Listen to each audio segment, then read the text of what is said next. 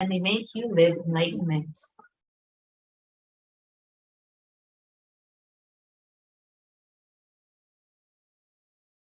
Only an avatar can decode the Akashic readings, as the avatar of Paramashiva, the supreme pontiff of Hinduism, has graced humanity with the blessings and darshan in the form of Devi Parashakti, revealing answers to questions to the yearning of seekers as solutions, breakthroughs, and liberating humanity from pain and suffering.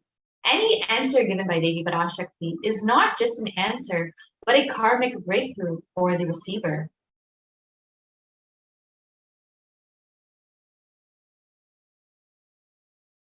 So the Shastra Pramana, or the scriptural reference for Akashic reading, is from the Vijnana Bhairava Tantra.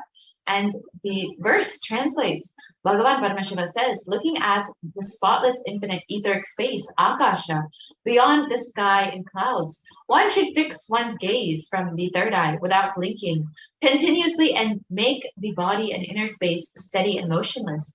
In that very moment, O Devi, one attains the nature and powers of the infinite space, Bhairava.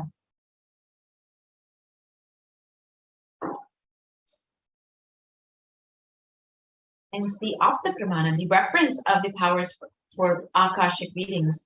And this is from the Mahabharata. In the Hindu Purana, the Mahabharata, it narrates that the story of the great sage Maitreyi, who reveals the secrets to Vidura, the story of his birth in human form and the reasons of all his sufferings. Sage Maitreya accessed the Akashic records and told Vidura that he was not an ordinary man, but was in fact an incarnation of Yamaraj, the Lord of Death. He was to play the part of a soul called Shudra for 100 years, being cursed by Mandukamu.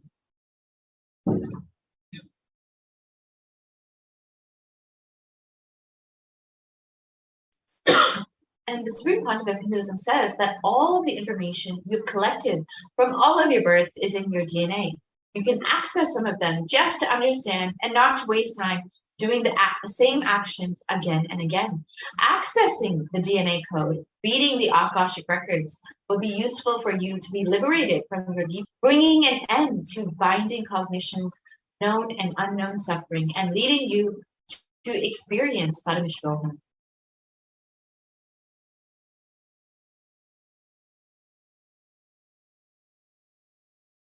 And only an avatar can alter the Akashic readings. While the initiated Balasans can view the Akashic records, it is only avatar who can alter, edit, upgrade, and change the Akashic records. And Dikshas, the Supreme Pontiff of Hinduism, blesses and upgrades the Akashic records as per the prayer of the devotee.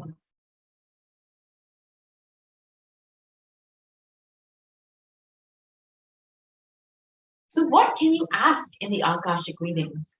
You can learn the most accurate and unbiased answer to any question about your life, destiny, purpose, or any everyday part of your life. Be spiritually healed of physical and emotional problems with just a look or touch. You can understand the reasons behind your life's happenings, and you can receive blessings to fulfill your right desires. And you can ultimately get clarity to redesign your future.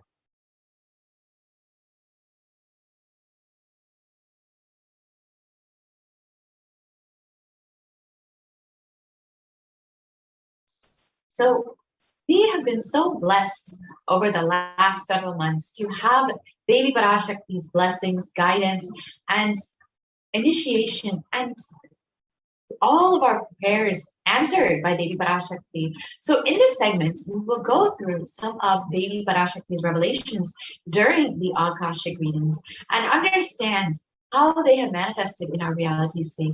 Devi has been continuously blessing people individually, but also has been guided through various revelations. So let us enter into this segment and understand what Devi has revealed.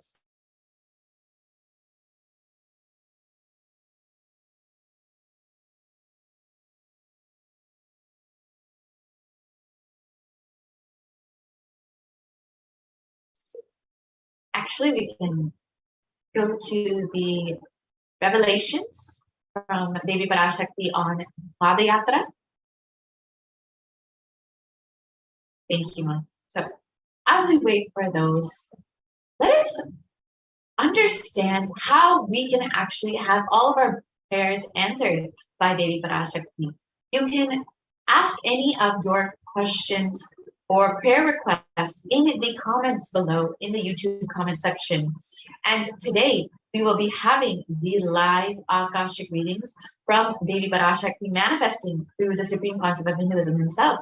So you have the opportunity to ask all of your questions and have all of your prayers answered today. So do stay tuned. We will be having that in just a couple hours at 6 a.m. IST.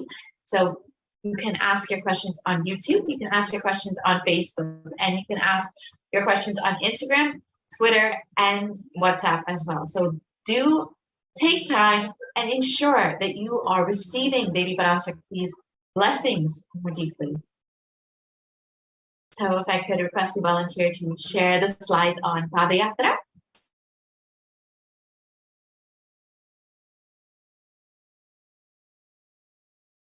Yes. So as we wait, let us understand what Devi Parashakti has revealed. So as all of us know, the after effects of Pralaya are still very severe. Humanity is still undergoing everything of this cosmic deluge, this Pralaya, and thousands of deaths due to the global pandemic, the emerging fungal epidemic, and along with the record number of natural disasters have taken a huge toll on humanity's collective psyche, leading to an increase in poverty, malnutrition, depression, and mental health issues. So what has caused this? Who is behind this, and how could we have avoided this? What is the solution for all of this? In this segment, let us go through a scientific and statistical understanding of Devi Parashakti's revelations on the cause and solution of this pralaya. So all of us know that the current state of the world is very dire. Over 4 million people have already died of this COVID pandemic, and there have been over 175 million cases of COVID-19, and this number is just on the drastic incline. And the worst affected countries are US, India, and Brazil. And in India alone, there are 9 million cases of COVID-19, with over 374,000 deaths due to COVID-19 and over 75 million people falling into poverty since the beginning of this pandemic. And these numbers are considered to be severely underreported. So the actual situation in India could be much worse, and it's expected that it could be up to 14 times worse than what has been reported in the media. So the situation in India is very, very dire. And it is not just that India is suffering from this ongoing pandemic, but there is a suicide and depression epidemic hitting the country. Over 6.5% of the population is suffering from some form of mental illness, and a suicide rate of 10.9 for every 1 lakh people. And suicide is one of the biggest causes of death in the age group of 15 to 24. India is also considered the 6th most depressed country in the world.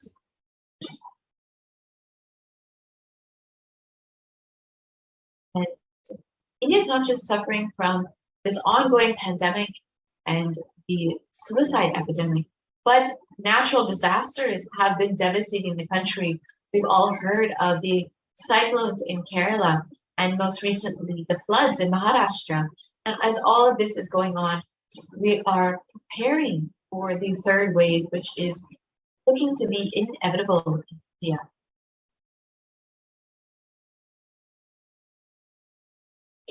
So how could we have prevented this? How could we have avoided this?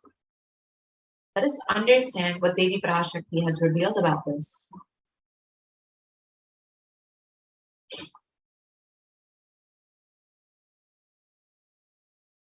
2022 வரை India செல்ல வேண்டாமா என்று கேட்கின்றாய். நன்றாய்த் தெரிந்துகொள், சொல்வதைப் புரிந்துகொள். இந்த பெருநரகமான கிருமி போஜனம் இந்தியாவிற்குள் வரக்கூடாது என்பதற்காக 2020 பாரதம் முழுவதும் 12 ஜோதிர்லிங்கமும் பாத யாத்திரை செய்திடவே என் மகன் மூலமாய் திட்டமிட்டிருந்தேன். படுபாவிகள் ஓடத்தின் மாலுமியை ஊர்விட்டு துரத்தினார்கள்.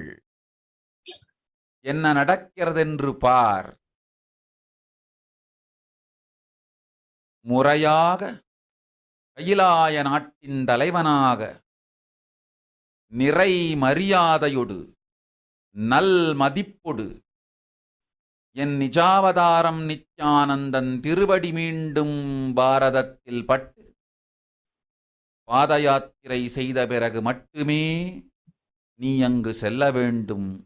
அதுவரை உன்னை காத்து செல்லாதே. ஓம் ஓம் ஓம். So let's understand Devi Parashakti's revelations mapped into English.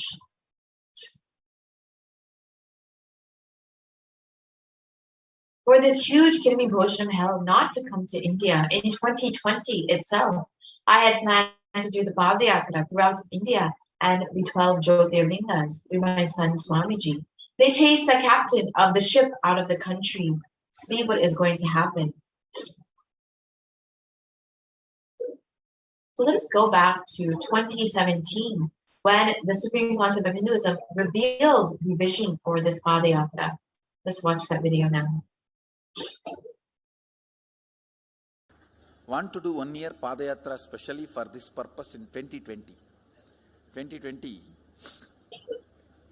planning for a full year. I'm going to walk from Rameshwaram to Amarnath.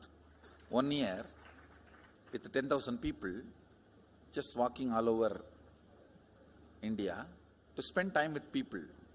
2020, there will not be any program other than Padayatra and just spending time with people. Just walking. Of course, 10,000 people will be walking with me. Maybe 200 vehicles to carry our food and all the other items, transportation. Enjoying the river banks, forests, and time with nature. 10,000 people manifesting powers. Walking from village to village. What do you think will happen?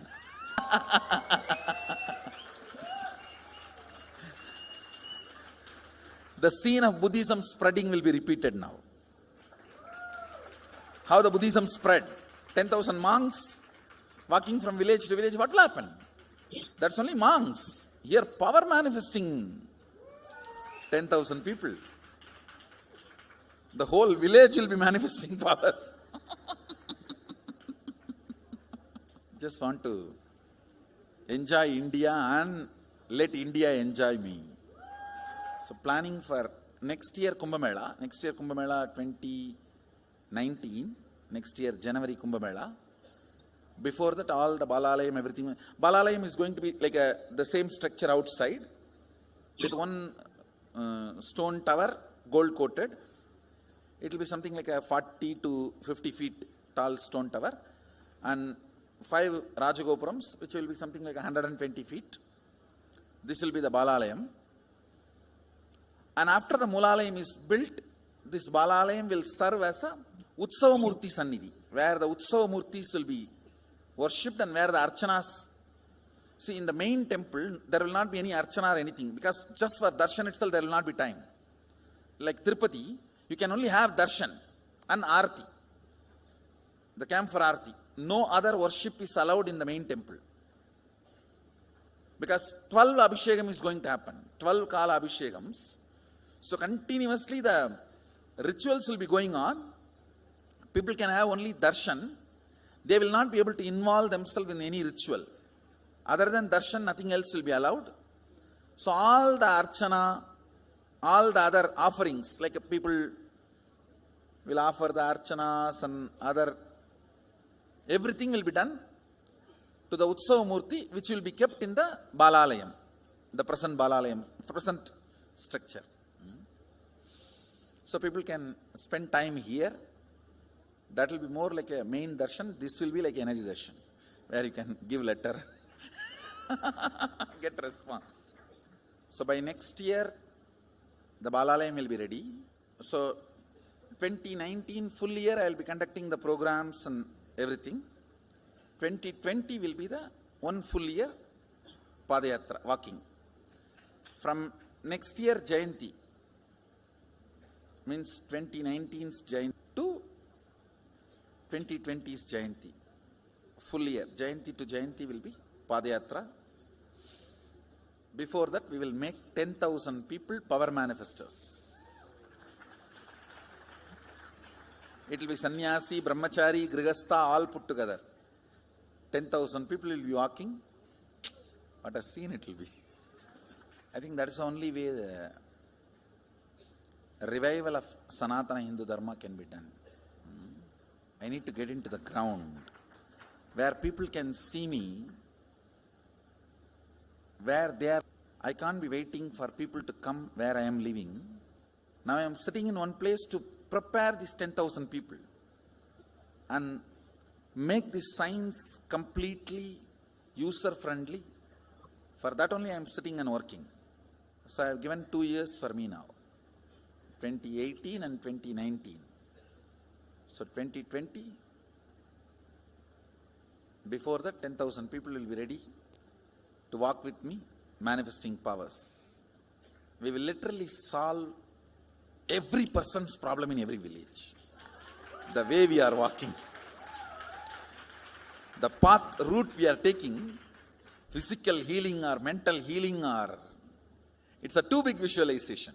How will you visualize? What will happen if 10,000 power manifestors enter into a village and ask people, tell me your problem now, come on, let's sort it out. Understand, 1,200 years before in Tiruvannamalai temple carvings, how the baby will be in the womb in second month, third month, all that is detailed way carved. It is there. Yes, so we can, next slide please.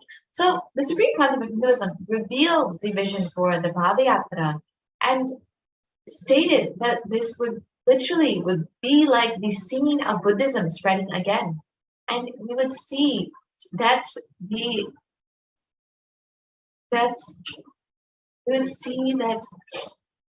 literally Hinduism would be revived in India once again, from 10,000 people walking with the Supreme Concept of Hinduism, so people can see the Supreme Concept of Hinduism where they are and can receive his blessings and solutions for every problem. So since the age of 10, the Supreme Concept of Hinduism has been enriching people and preparing them for this Padayatra to save them from this pralaya and to ultimately give them the experience of super consciousness.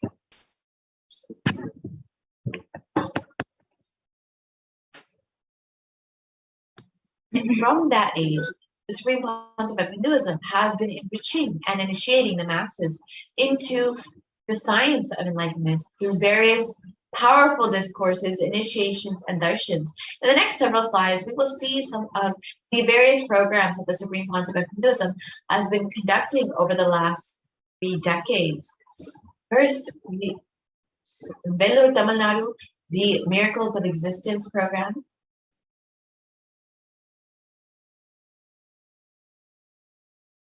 In Rasipuram, Tamil Nadu, what is the need for a guru? Namakkal, Tamil Nadu, Society is Nothing But Your Mind program.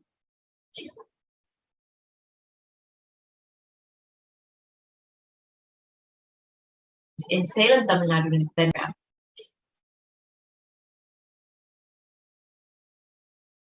And the Nithyananda program in Adi Kailasha Sadhya Pita. each of these photos, you can see how many thousands of people were in attendance, how many people from different backgrounds were in attendance, and the birth star celebrations in Tiruvannamalai, Tamil Nadu.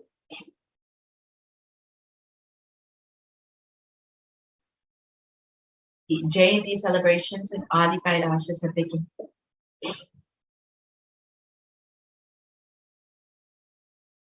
Jayanti celebrations in Tiruvannamalai.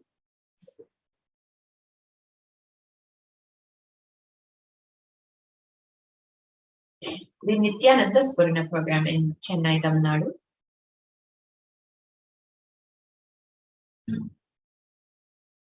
The Guru Purnima celebrations in Adi Kailasha Satyaki.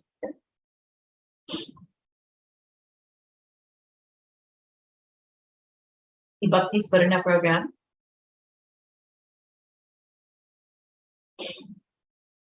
The Dhyana Spurana program.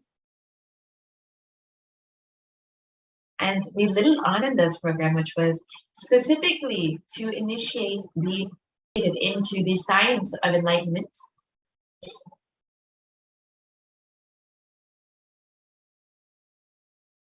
And the Saptayagam, which was conducted in Salem, Tamil Nadu. The Saptayagam was a series of homas conducted by the Supreme Pontiff of Hinduism, which we'll see in the next several photos. And the Supreme Pontiff of Hinduism not only conducted the homas, but also guided 1,008 other people, other disciples, to performing the same homas. You can see the photos of the Supreme Pontiff of Hinduism performing the homas. And this was a huge offering to humanity to bring peace and auspiciousness to humanity. And here you can see the Supreme Pontiff of Hinduism blessing people, guiding people into these various homas.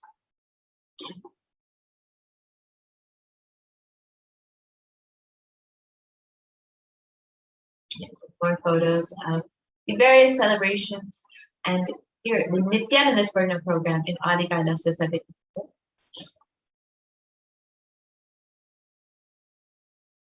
And the Nithyananda Paramashivam program in Salem, Tamil Nadu. And all of these programs, the Supreme Pontiff of Hinduism was tirelessly working to reach every individual, to bring the science of enlightenment to the world, and to ensure that people are able to survive this pralaya and to ultimately have the superconscious breakthrough for which the avatar himself has taken the advent onto earth. However, the anti-Hindu elements have made it nearly impossible to do the re-energizing process by driving the Supreme Pontiff of Hinduism out of India.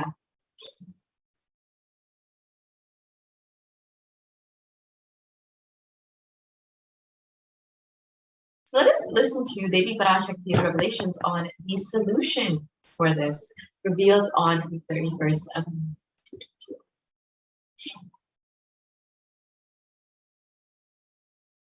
2022 வரை India செல்ல வேண்டாமா என்று கேட்கின்றாய். நன்றாய்த் தெரிந்துகொள், சொல்வதைப் புரிந்துகொள். இந்த பெருநரகமான கிருமி போஜனம்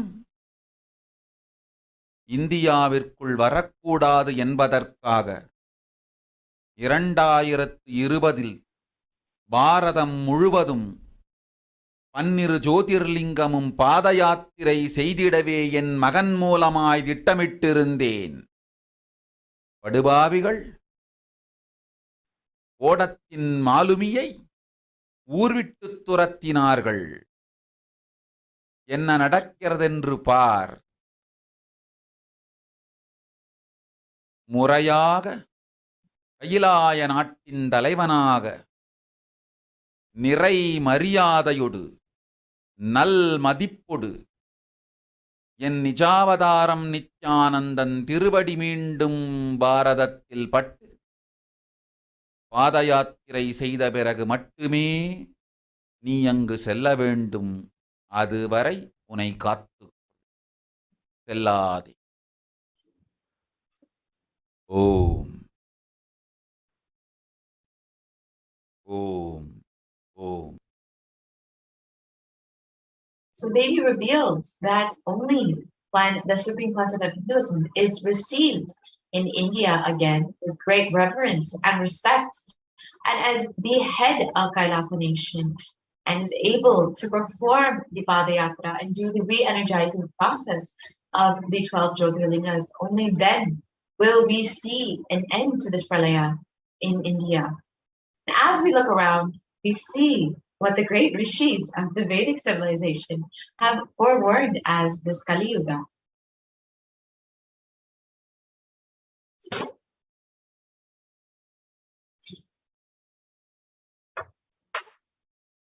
And in the Kurma Purana, it states that the Kali Yuga is the worst of all the 4 yugas, where man will be his own worst enemy. And the translation of this verse,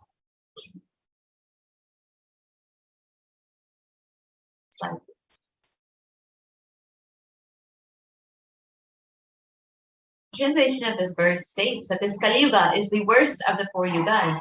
In all the worlds, people are sinful and forget the dharma of the 4 varanas and the 4 ashramas. In fact, men are so sinful that no prescribed penance atones for their great sins. The only place which is free from such sins is the great sacred city of Varanasi, the Mahapura.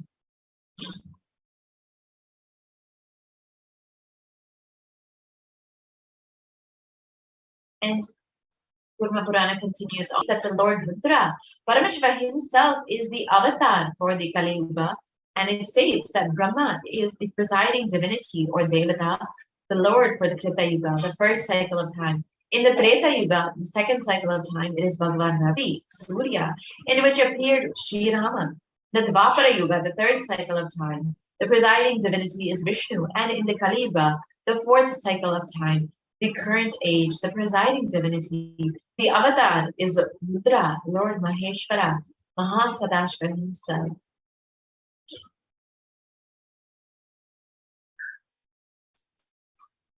And out of his deepest compassion to protect humanity, Paramashiva himself descended in the human body in the Nijavatara of the Supreme Concept of Hinduism, Jagat Guru Mahasanidanam, His Divine Holiness, Bhagavan Nithyananda Paramashivam, on the 2nd of January.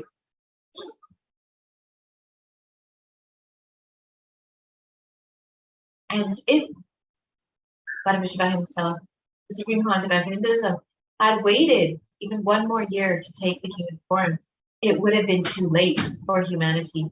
1979 would have been too late. So let us watch that video and understand what this exactly means in the words of the Supreme Concept of Hinduism itself.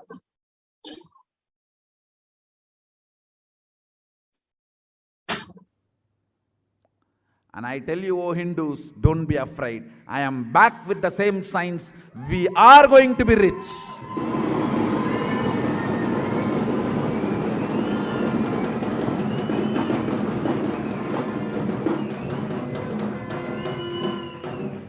It is not lost.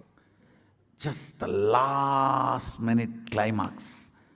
Before it was going to be put off, have happened.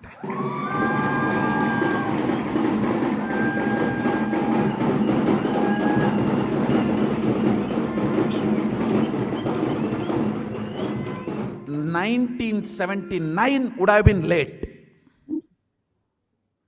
1979 would have been late. If I had time, I would have sent only ambassadors. Because no time, I have to get up and come directly.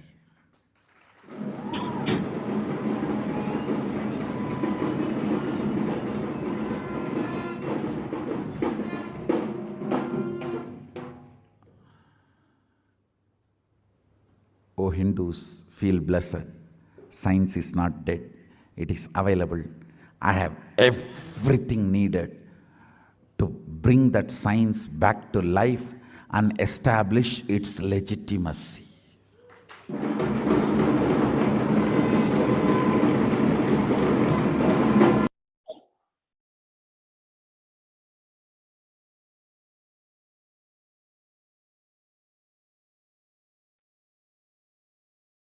And the avatar's advent onto planet Earth was to protect the world from this great cosmic deluge, to bring the new age, the Satya Yuga. So let us understand from Devi Parashakti herself what this means.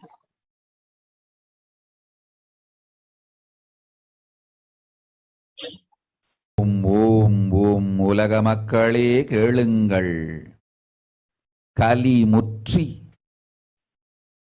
கலி கழிந்து புதுயுகம் சத்தியயுகம் புறப்பட வேண்டிய காலம் வந்ததனால் வந்திருக்கின்றது இந்த பெரும் பிரளயம்.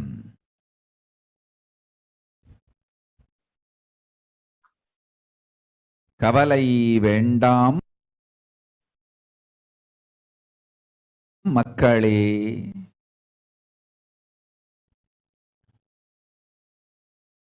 நித்யானந்தன் வடிவம் தாங்கி நாமே இங்கு வந்திருக்கின்றோம்.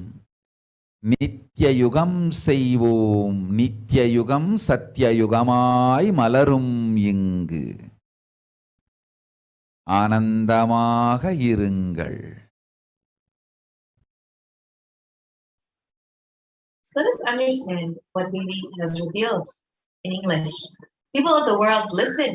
Kali Yuga has matured, and over time, it has come for Satya Yuga to happen. So this great pralaya has come. Don't worry, people. In the form of Nithyananda, I myself have come here. I will make Nithya Yuga. Nithya Yuga will blossom as Satya Yuga. Be blissful.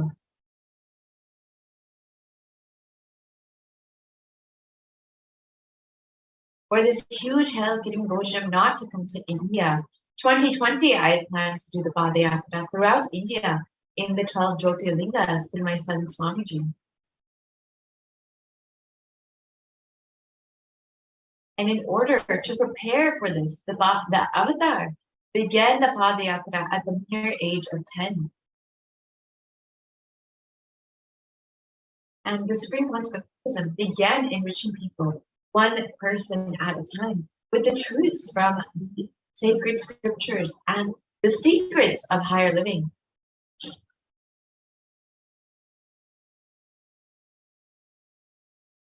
Even as the Supreme Concept of Buddhism was just a teenager, all of his classmates recalled the Yatra, where the Supreme Concept of Hinduism led them from Gudiyattam, Tamil Nadu to Tiruvannamalai, the birthplace of the Supreme Concept of Buddhism and a huge spiritual pilgrimage site.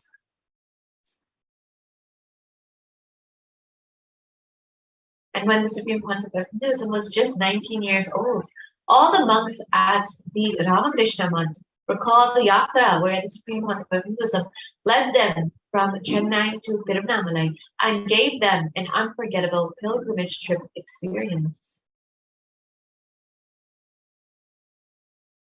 And the Supreme Concept of Hinduism continued walking the length and breadth of India, reaching more and more people and preparing each one until the Supreme Concept of Hinduism founded the international mission, the Nithyananda Sangha, to revive Kailasa internationally on the 31st of December, 1999.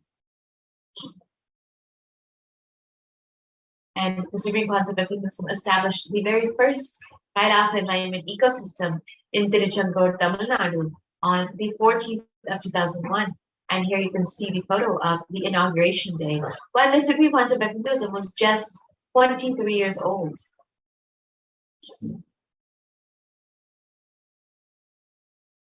And in 2003, the Avatar continued his Vijayatra all over the world to enrich people from various backgrounds.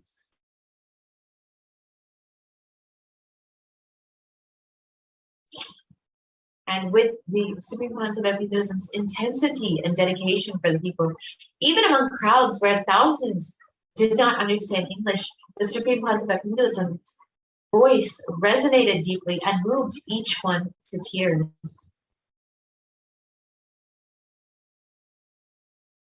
And in 2004, the Avatar led his disciples on the very first Himalayan Yatra, visiting temples, delivering satsangs, and initiating them into the superconscious breakthrough. And subsequently, the Avatar personally organized and led yatras yearly and guided individual souls not just to physical spiritual sites, but to supernal spiritual realms. And in 2006, the Padayatras were taken to the next level with the Kodikanda Yatra, where thousands, crores participated and were impacted by Nithyanandeshwara and Nithyanandeshwari, who traveled from city to city blessing people.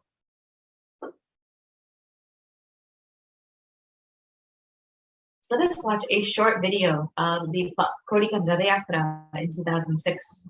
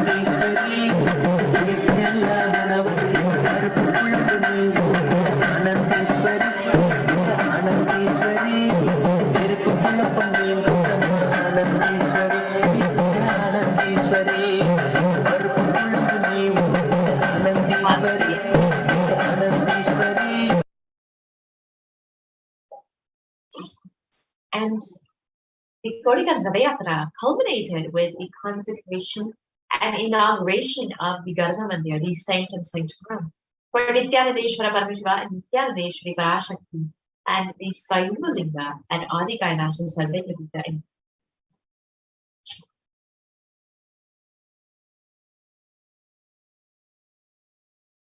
and the deities were energized as Akchavataras to radiate the energy of Paramashiva and Parashakti to create the Adi Kailasha Sabitapita as a ship to save humanity from this upcoming pralaya.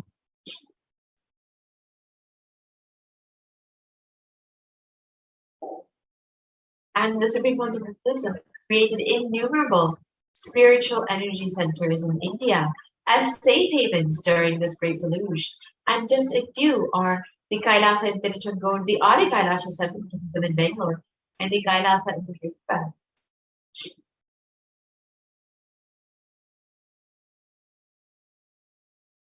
And in 2008, the Avatar created and energized the Nithyananda Vajas River, the Ananda Lingam, which would protect anyone who bathes in its waters from the deadly COVID-19 disease. Watch a short video of the Supreme Pontiff of Hinduism performing Abhishekam for this Ananda Lingam. जनमस्सहस्राक्षाय च चतुर्धन्वने जनमो गिरिशाय विष्टाय जनमो मीढुष्टमाय च शुमते जनमो क्रस्वाय च वामनाय जनमो बृहते च वर्षीयते जनमो वृद्धाय च संवृद्धने जनमो अग्र्याय च प्रथमाय जनम आशवे च जिराय च नमः शीघ्रियाय च शीघ्राय च नम ऊर्म्याय च वस्वन्याय च नमः स्रोतस्याय च दीप्याय च नमो ज्येष्ठाय च कनिष्ठाय च नमः पूर्वजाय च परजाय च नमो मध्यमाय च अपगल्भाय च नमो जघन्याय च बुद्ध्याय च नमः सोभ्याय च प्रतिसर्याय च नमो याम्याय च क्षेम्याय च नमः उर्वर्याय च खल्याय च नमः श्रोप्याय च अवसान्याय च नमो वन्याय च कक्ष्याय च नमः श्रवाय च प्रतिश्रवाय च नमः आशुषेणाय च आशुरथाय च नमः शूराय च अवभिन्दते च नमो वर्मिणे च वरुथिने च नमो बिल्मिने च कवचिने च नमः श्रुताय च श्रुतसेनाय च नमो दुन्दुभ्याय च हनन्याय च नमो दुष्टवे च प्रवृषाय च नमो दूताय च प्रहिताय च नमो निषङ्गिने च शुधिमते च नमस्तीक्षेषवे च इधिने च नमस्वायुधाय च सुधन्वने च नमस्कृत्याय च पथ्याय च नमः काट्याय च नीप्याय च नमः सूप्याय च सरस्याय च नमो नाद्याय च वैशन्ताय च नमः कूप्याय च भट्याय च नमो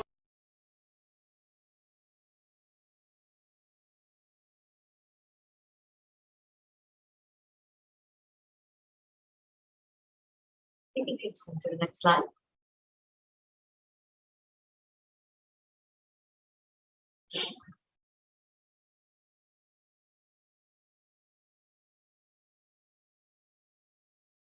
Yes, we can move to the next slide, please.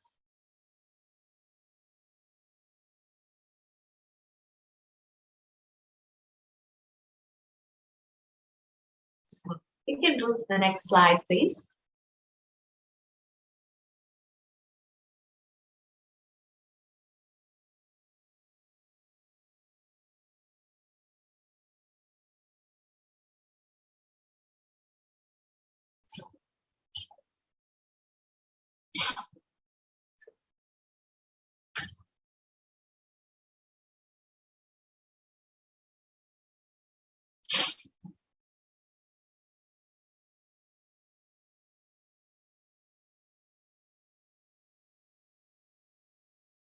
Yes, ma'am. We can move to the next slide, please.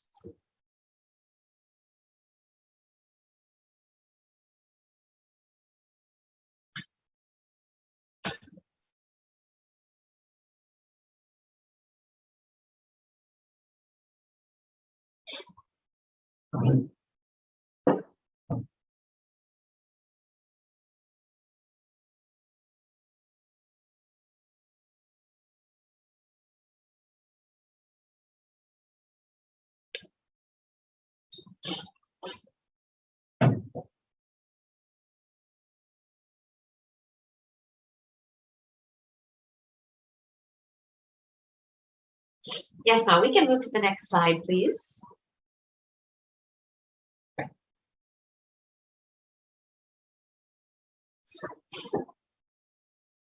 Sorry for the technical glitch. So the Supreme Concept of Buddhism energized the Nithyananda River with the Navabhashana Anandalingam, which was created to ensure that people are protected during this COVID-19 pandemic. And this was created over 12 years ago, and it fully ripened to its peak energy this year in July 2020, just for the sake of healing people during this COVID-19 pandemic. And the Avatar has also done another Padayatra in 2009, another Kodika Padayatra. I could request the volunteer to project the slides for the Padayatra, the Kodika Padayatra in 2009.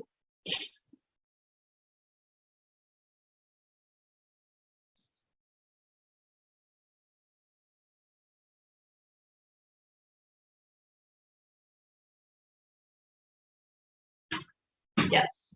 So let's watch a short video of this Kodika Padayatra in 2009, which garnered international attention and created a movement where lakhs of Hindus were once again embracing Hinduism.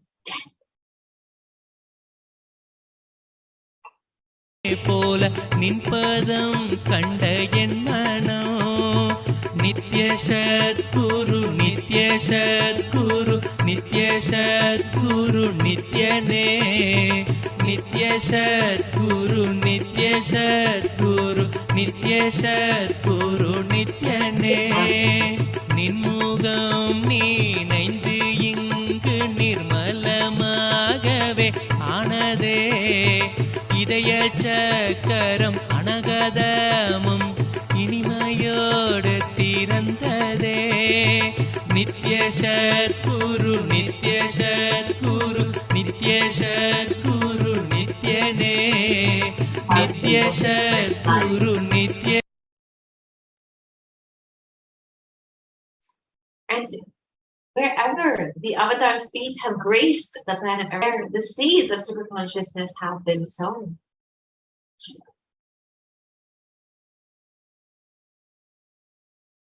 And with over 1,000 plus Kailasa enlightenment ecosystems all over the world, over 1 billion people have been enriched and enriched by the Supreme Concept of Buddhism.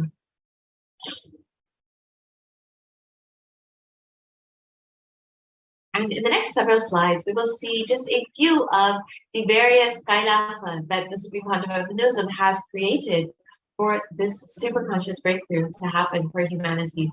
The very first is the Kailasa Niro, the Adi Nithyananda Paramashivam, the very first Kailasa enlightenment ecosystem. The next is the Adi Kailasa Sarvekapijam in Bangalore, India. The Kailasa in Tiruvannamalai. The Kailasa in Columbus, Ohio. More photos of the Kailasa in Columbus, Ohio. The Kailasa in Los Angeles, California.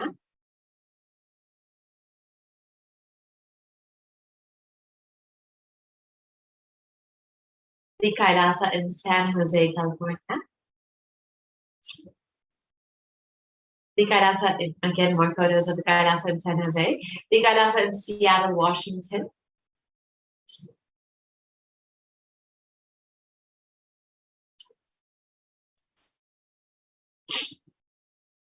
The Kailasa in Houston, Texas. The Kailasa, again, more photos of Kailasa in Houston, Texas. The Kailasa in Charlotte, North Carolina.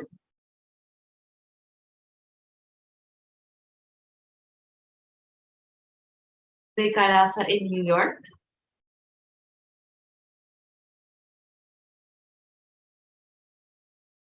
The Kailasa in Washington, D.C.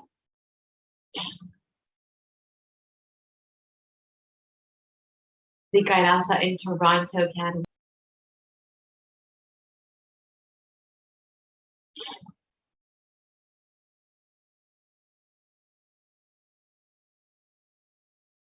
The Kailasa in Oklahoma City, Oklahoma.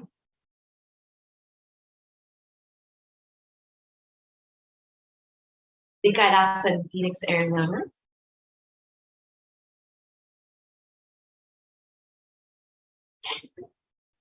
The Kailasa in St. Louis, Missouri.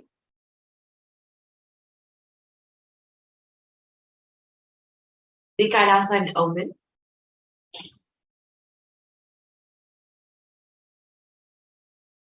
The Kailasa in Dubai.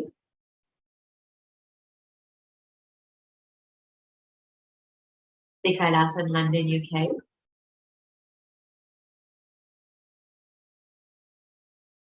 The Kailasa in Scotland, UK. The Kailasa in Netherlands.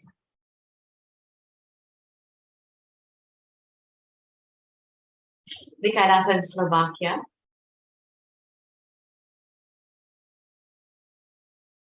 The Kailasa in Belgium.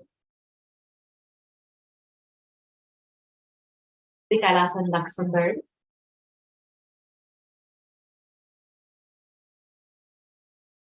The Kailasa in Austria.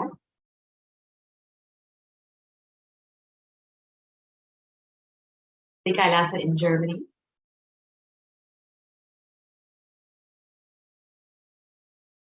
The Kailasa in Italy.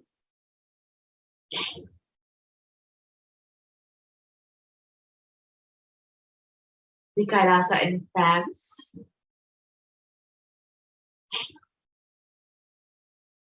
The Kailasa in Switzerland.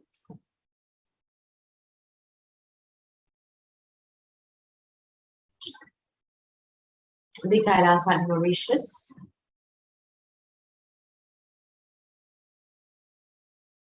The Kailasa in South Africa.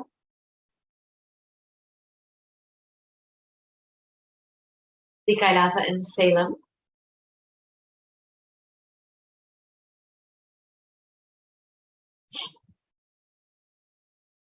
The Kailasa in Hosura.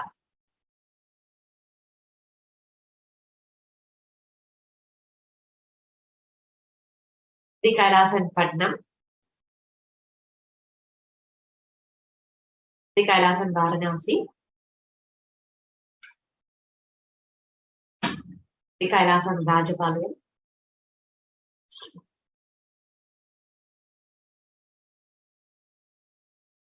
The Kailasa in Hyderabad.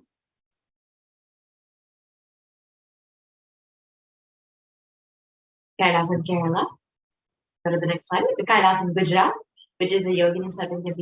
You can see all of these Kailasas that the Supreme Concept of Hinduism has created across the globe in various countries and various cities across the globe, just for the sake of creating these enlightenment ecosystems to ensure that humanity is able to be guided through this pralaya to bring the new age, the Sakti Yuga ultimately, and to give the super conscious breakthrough to humanity.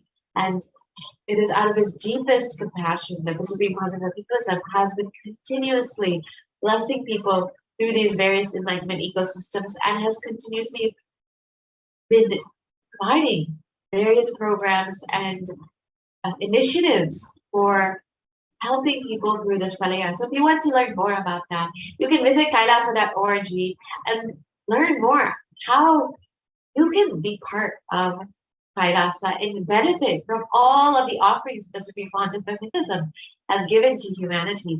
You can sign up to become an e-Kailashian and avail all of the opportunities to experience the super conscious breakthrough for yourself.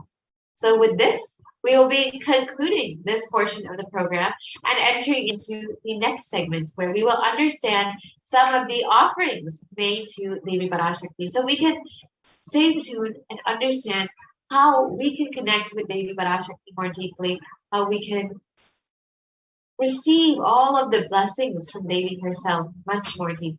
So stay tuned for the next segment. We'll be right back after a very short break.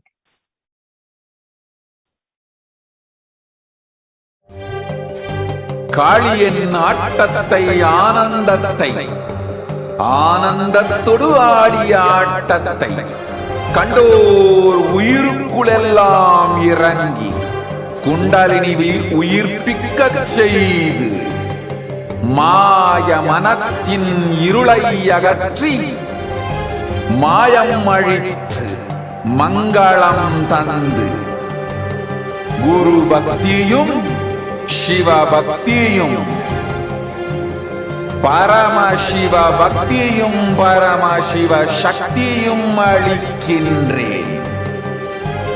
மனமாயை விடுத்து குரு பதத்தை பற்றுங்கள். நித்யானந்தமாய் நிஜாவதாரமாய் வந்துதித்த என்னை பற்றி வாழ்வில் எல்லா நலமும் பெற்றிடுங்கள். ஓம் ஓம் ஓம். யாதுமாகி நின்றாய் காளி, ஓம் காளி ஓம் சக்தி, ஓம் காளி ஓம் சக்தி, ஓம் சக்தி ஓம் சக்தி ஓம் சக்தி. ஓம் ஓம் ஓம் ஓம்.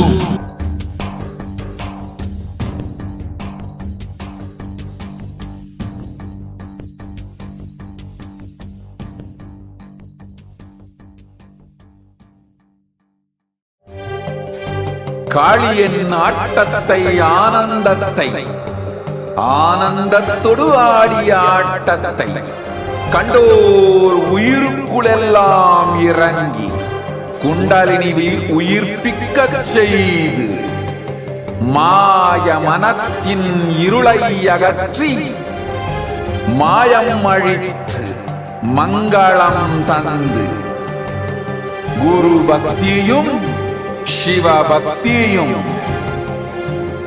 பரமசிவ பக்தியும் பரமசிவ சக்தியும் அளிக்கின்றேன். மனமாயை விடுத்து குரு பதத்தை பற்றுங்கள். நித்யானந்தமாய் நிஜாவதாரமாய் வந்துதித்த என்னை பற்றி வாழ்வில் எல்லா நலமும் பெற்றிடுங்கள். ஓம் ஓம் ஓம். யாதுமாகி நின்றாய் காளி, ஓம் காளி ஓம் சக்தி. Nithyananda, welcome back to all the participants, to all of the viewers who are joining us for this program. As we are entering into the next segments, and we're going to be having, once again, the live Parashakti Akashic reading at 8 a.m. Indian Standard Time. And each and every one of you can experience the most beautiful, intimate, sacred space of the very cosmic womb of Devi Parashakti. You will literally be able to manifest a breakthrough in your life. You'll be able to ask your questions, receive healing, have the ultimate breakthrough. And you will see how so much in your life reveals itself to you and how you literally are able to play a part in the grand Leela of the cosmos. Now, in this next segment, you'll now be understanding how you can make different offerings today. The various different offerings of that you can make to Devi Parashakti. So if I can request the slides to be shared, and once we project that, we'll get into today's segment on the various offerings that you can make for Devi Parashakti. An offering is made out of pure love and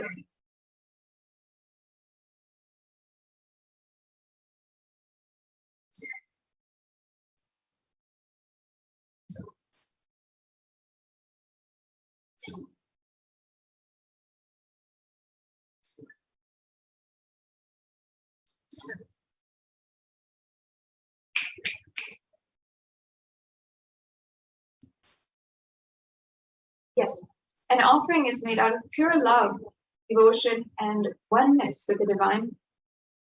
And each and every one of you can experience the most intimate space, deep feeling connection with the divine through these offerings. So without further ado, let's get started on these different offerings.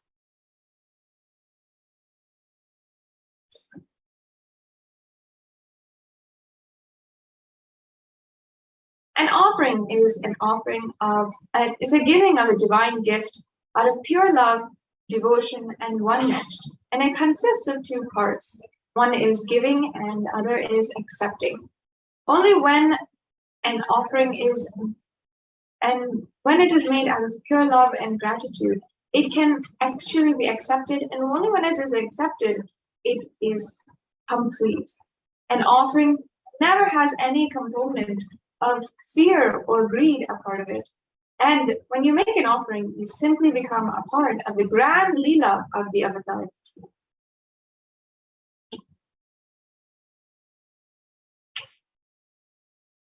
There are various different offerings that you can make today, and not just in perhaps gold offering, different kinds, various different offerings that you can make, and you'll never feel as if you cannot make a certain amount or you're not able to. You will simply see whatever you want to manifest, whatever you are capable of doing right now, you can offer, and simply it is a divine gift in your life.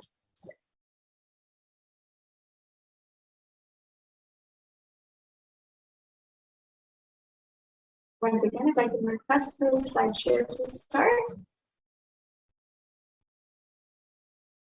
We have the Igundi offering, the Sankalpa offering, as well the Sankalpa offering, and as well even the gold offerings such as the Swarna Metti, the Swarna Mantika, the Swarna Padma Pushpa, and many of these are offerings that you can make in various different levels. So if you feel that you're not able to make it in a certain level or for a certain amount of money, you can make it for a different level.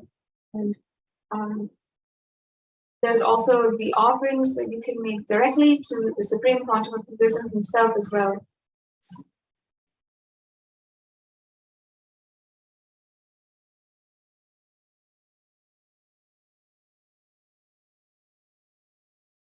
Yes.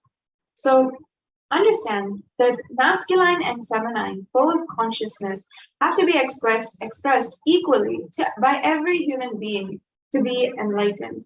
Until enlightenment, only the masculine dimension expresses more than the feminine dimension, irrespective of male or female physical bodies.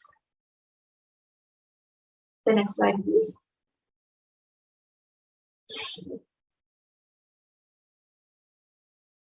And every human being has to complete with these 5 dimensions to achieve enlightenment. One is the Pitrus, or the ancestors. The second is the Kula Devatas, the family deities. The third are your parents. The fourth is nature. And the fifth is the Guru.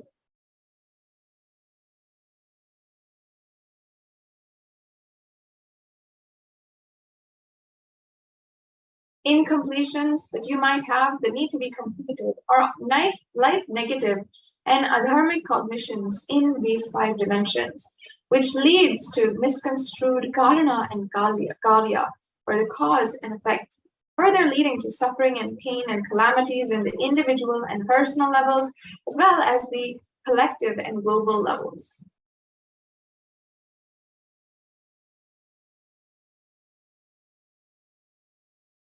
And being sensitive is being aware in gratitude to life. Everything from the air we breathe, the place that we sit, the energy to feel that you exist, energy to celebrate that you exist, everything is something that we can be grateful for. And there are 43 energies that constitute our human body. And when all 43 of these energies are integrated to Dharma, that is when one becomes enlightened. Dharma, or the cosmic motherly completion and sensitivity from the level of Panchabhutas, is the core principle of the cosmos. And as you can see here, we have a photograph of the Sri Meru, which is the 3-dimensional representation of the Brahmanda Yoni, the feminine consciousness. Each corner of this Sri Meru is one of those representative of those 43 energies. And in the Sri Vidya Puja, we are worshipping each and every one of those 43 different triangles that make up the Sri Meru or the Sri Chakra. That is a very beautiful aspect and science inside of the sacred feminine worship from Sanatana Hindu Dharma.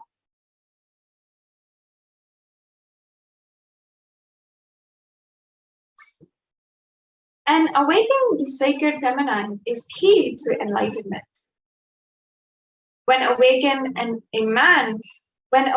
man expresses the sacred feminine consciousness, great revered leader. And he becomes a great revered leader. When awakened woman expresses sacred feminine consciousness, she becomes Devi, the cosmic mother, expressing powers.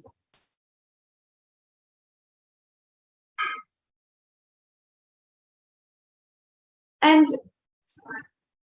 the key to awakening sacred feminine consciousness is conscious sovereignty.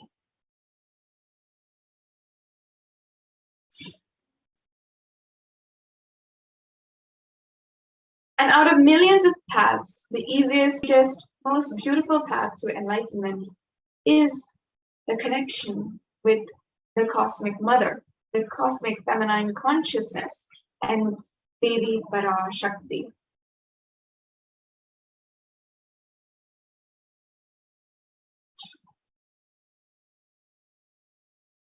She is the one who expresses as the Guru all gods and all manifestations in the universe. She can straightaway deliver enlightenment by connecting through the cosmic umbilical cord.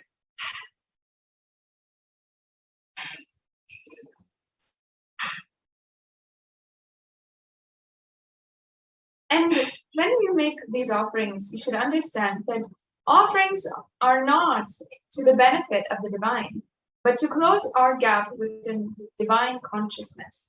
When we achieve completion with the Divine Mother, her infinite powers with her sweet grace starts nourishing all our dimensions through the cosmic umbilical cord.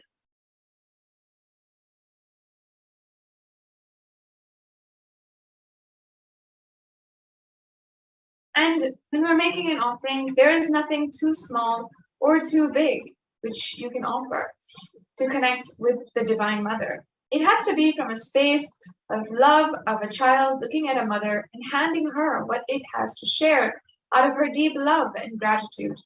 It can be a cup of milk or a flower, or it can be a precious jewel to adorn her smiling face or her hair.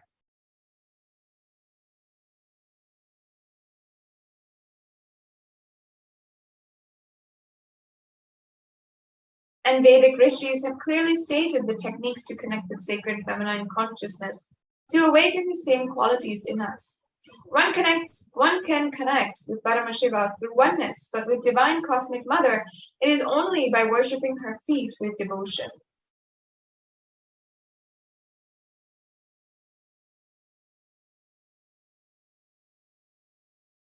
Mother worship is the most non-violent, most peace-centered, most healing, soothing, and sweetest path to enlightenment among all traditions on planet Earth. Worshipping includes contemplating, meditating through sacred offerings of mantras and oblations at her feet.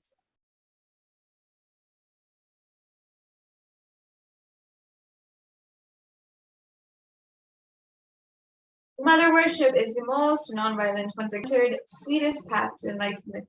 And through these offerings, I invite each and every one of you to experience that sacred space of non-violence, peace, healing, soothing, and sweet connection to Devi Parashakti.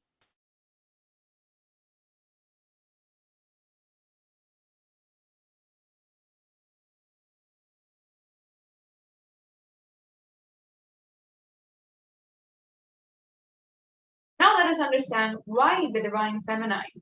How does it make her ultimate?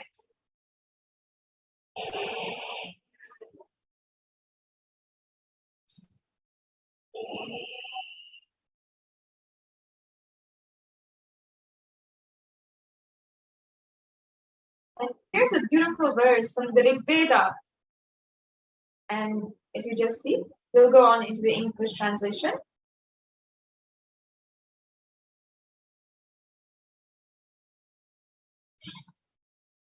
The translation says, I walk as the 11 Rudras, I walk as the Vasus, I walk as Vishnu and other Adityas in all divine forms. Hold aloft Mitra and Varuna, even as Indra and Agni I do, and the Ashwin twins too. This is the Rig Veda. And Ekadasha Rudras, Maharudra, Ashtavasus, Dvadasha Adityas, Vishve Devata, all of them are in my retinue. I move around them in my various forms with them as my retinue. I protect all of them, including Mitra, Varuna, Indra, Agni, and Ashwini Devatas.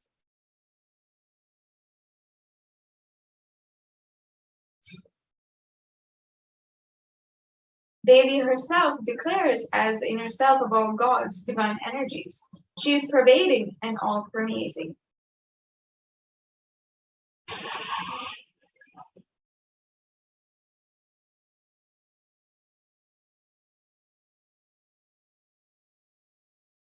Now we'll go into the various different offerings to Devi.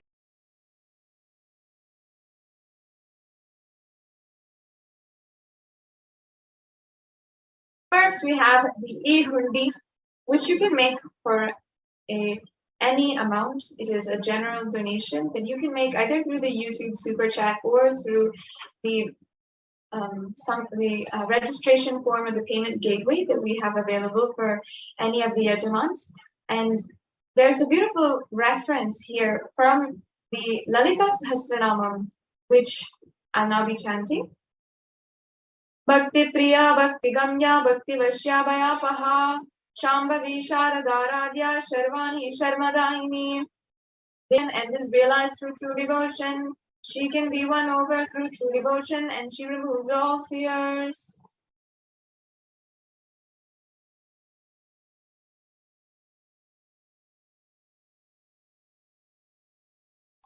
If there is any fear in the minds of devotees, you can be assured that Devi Parashakti will remove that fear.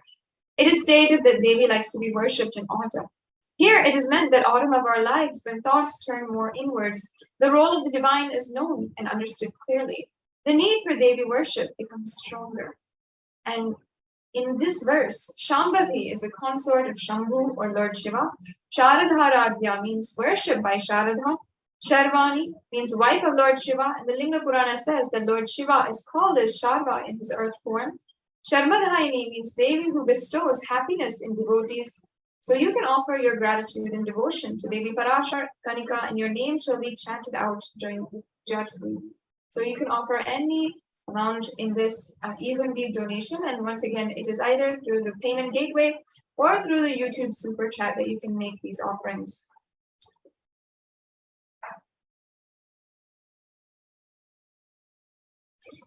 The next we have the Sankalpa offering.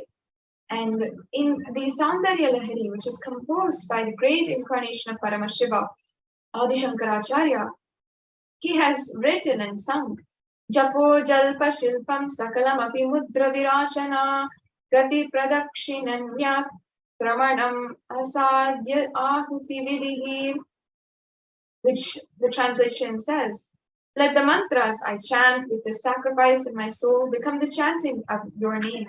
Let all my movements become auspicious mudras. Let my travel become perambulations around thee. Let the act of eating and drinking become fire offerings or oblations in the homa or yajna to thee. Let my act of sleeping become my salutations to you. Let all my actions of pleasure of mine become a part of your worship. It's such a beautiful verse that can literally just cause so much of beautiful connection inside of you. Especially the line, let all actions of pleasure of mine become part of your worship. Let me enjoy you, let me worship you is really what Adi Shankaracharya is meaning and saying here. So in the Sankalpa mantra, you'll simply see how you're worshiping the divine and enjoying the divine. And you'll have the blessings for both the asked and unasked, remembered and forgotten wishes to manifest by the grace of Devi Parashakti.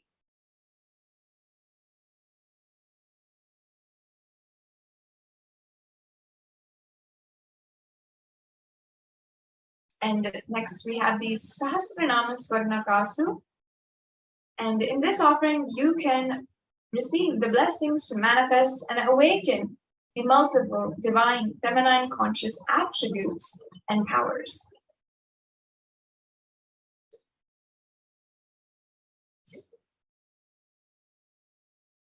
The next offering is the Mukta Amuti, or the finger ring with a pearl. And here in another verse, it says, this is from Devi Suktam, verse number 30, where it says, in the English translation, I'll just be reading out. Let the goddess who brings good fortune, who is praised by gods, who is served by Devendra, who is praised by Devas, troubled by Asuras, who is praised and remembered as devotion to her solves all, who is the source of all good in the world, let that goddess destroy all obstacles. And this offering brings blessings for the protection from all dangers and fears.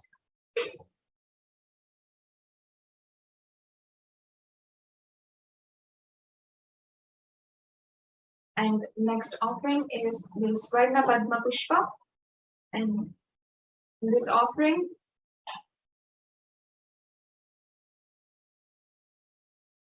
we have the verse from the Lakshmi Ashtakam, where I'll chant Siddhi Buddhi Prade Devi Bhukti Mukti Pradayini Mantra Murte Sadal Devi Mahalakshmi Namostute. The English translation says, Devi who bestows accomplishments and intellect, who showers worldly prosperity, Devi whose power is the subtle mantra of the cosmos, I bow down to you, O Devi Mahalakshmi. In this offering, you'll literally receive blessings for attracting the positive relationships in your personal and business dimensions.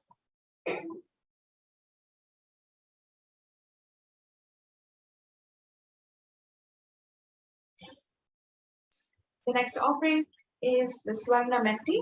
And in the Saundarya Lahari, once again, Adi Shankaracharya is describing that Lord Brahma, the creator of yours, selects the dust from your feet and creates he this world. The great Adishesha with 1,000 heads somehow carries a dust of your feet with effort great, and the great Lord Rudra takes it and powders it nice and uses it as holy ash.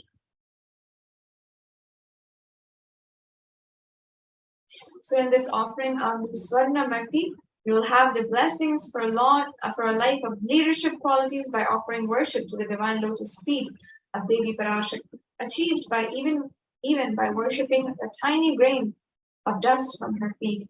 The Metti is a gold toe ring to worship by adorning the divine Devi Parashakti's feet.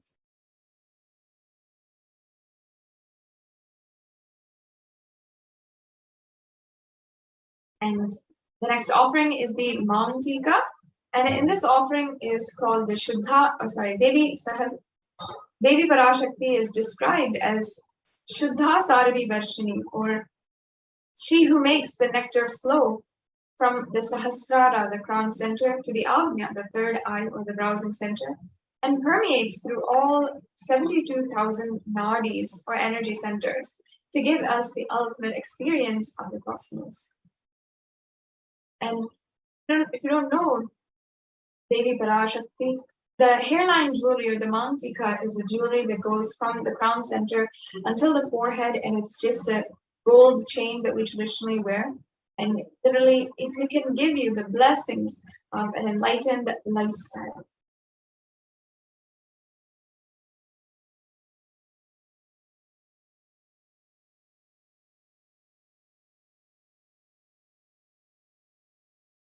And the next offering we have is the Pratyakshapada Puja.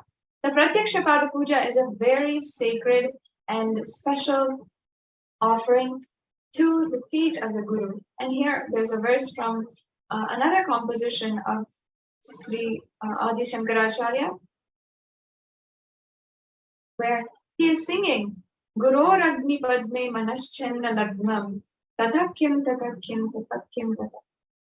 And the entire verse translation says, my repute has traveled in all directions through my philanthropy and prowess. All the things of this world are in my hands as rewards of my virtues. Yet if one's mind be not centered upon the lotus feet of the Guru, what then? What then? What then? This offering, Devi Parashakti, is literally the Guru, or the representation of the Guru. The next slide, please.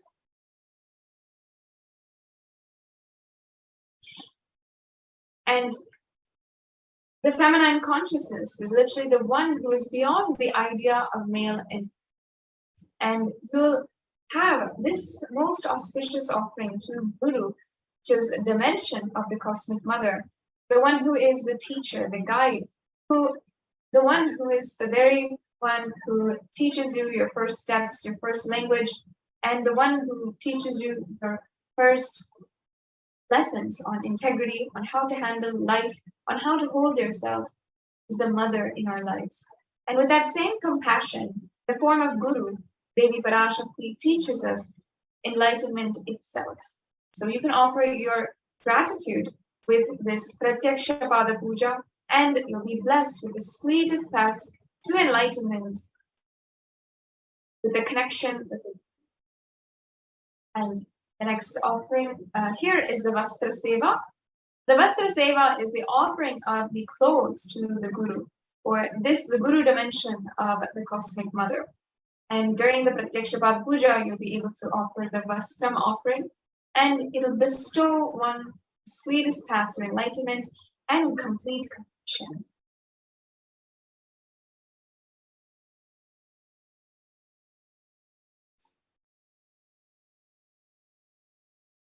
And next we have the E-Hundi. So here we have a summary of all of the various offerings that you can do. The E-Hundi offering, the Sankalpa, the E-Hundi amount. The Sankalpa offering is an offering you can make for $1. The Devi Sahasranama costs $25, $151, or $251.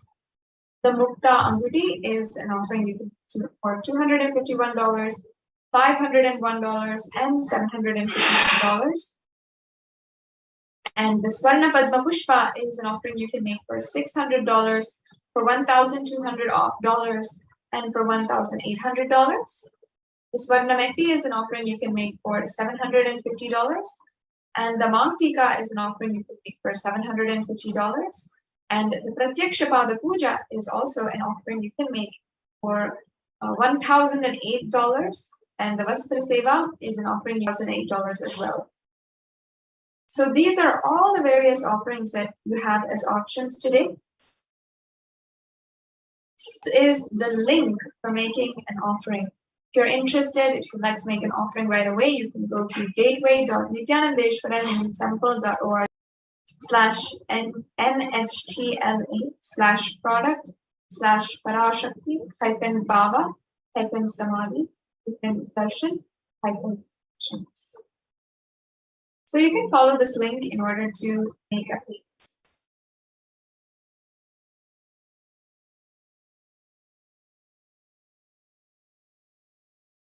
So once you follow this link, the page that you'll land on will look exactly like this.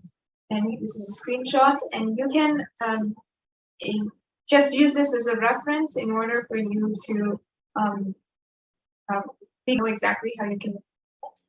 So once you're in this page, you can also see other different offerings that we have, offerings that we'll be having for Ganesha Chaturthi, as well as the upcoming festivals.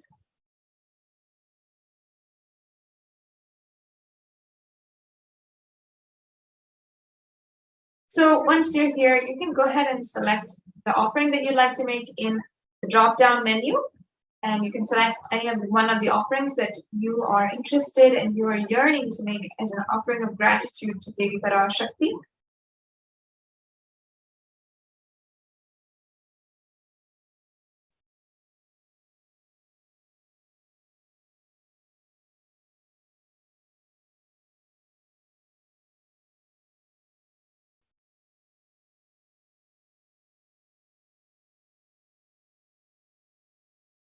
And after you press that, you will be led to this page where you can review your cart, make sure that you're ready and you're having all the items in your cart which you want to make as an offering today. And of course, you can make multiple offerings as well, if you are feeling you'd like to. Then you can go to this page, the next page, proceed to checkout and fill out your billing details and your payment details as well, to be able to see where you can fill out your credit card information and also the different types of cards that are accepted by this payment gateway. So make sure you filled out all the required forms, and then you can ensure that you are as well making the payment. And that's it. For the payment gateway, you'll be able to simply make those slides.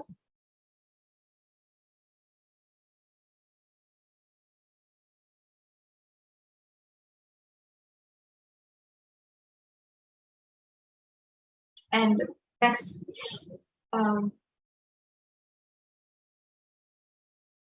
as you can see here, this is another option that we have for making a payment, which is the YouTube chat.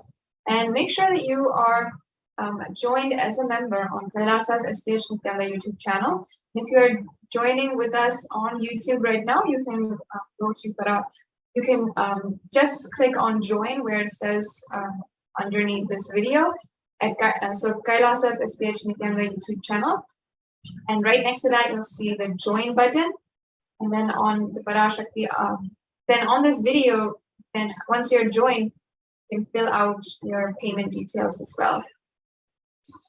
So once you click join, it'll give this pop-up window, and you'll see the different options of how you can join. As you can see, there's an option for e-Kailashian in bronze, which is $2.99 per month, and e-Kailashian in silver, which is just $5, just under $5.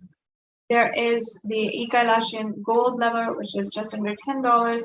There's the e-Kailashian in the platinum level, which is just under $35. And then the e-Kailashian premium level, which is just under $100. So you have several different layers if you or levels if you if you want to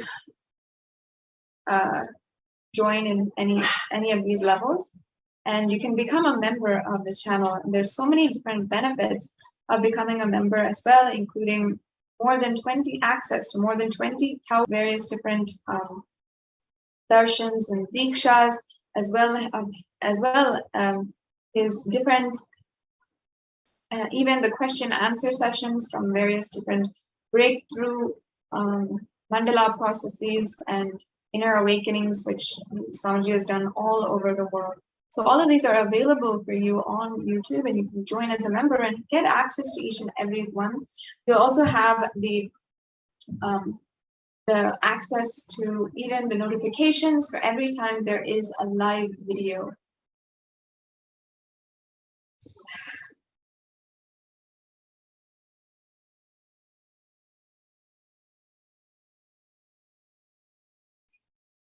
Yes.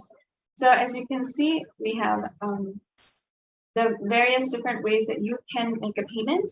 So if you want to join on our channel, you can go to Google Pay, and you can either pay through Google Pay, which many of us are doing nowadays. It's a very easy form of payment, not just online, but also in different shops as well. And we also have the credit card option and the PayPal option. So if you don't have any other options and really want to make an offering today, use Google Pay or PayPal.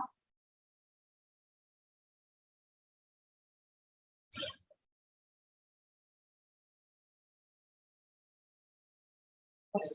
So this is the gateway again. So this is okay. And if I can request to project the slide for the e-hundi, the last few minutes I have, I'd love to enrich each and every one of you to make an offering right now with the e-hundi offering, and each and every one of you can join in with us, and you'll be able to even have the darshan within just a few hours, the live Parashakti Akashic reading. And I encourage and invite each and every one to be a part of this extremely intimate, sacred experience. These offerings are a way that you can enjoy, you can offer your gratitude Shakti.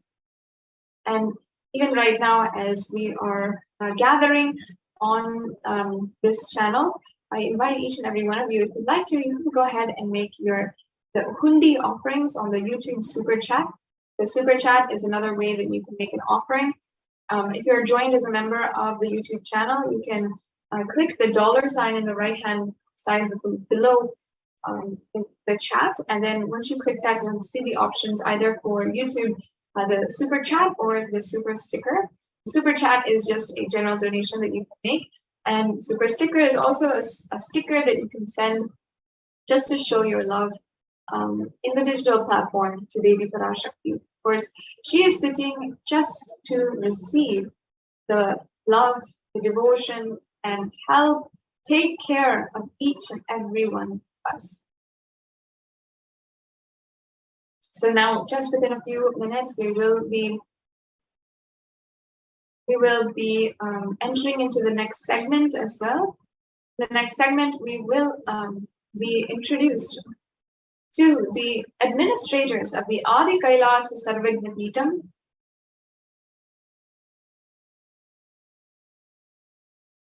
And they have been continuously working in order to ensure that the Kailasa COVID care centers in India are working and fully functioning and continuously able to make a difference in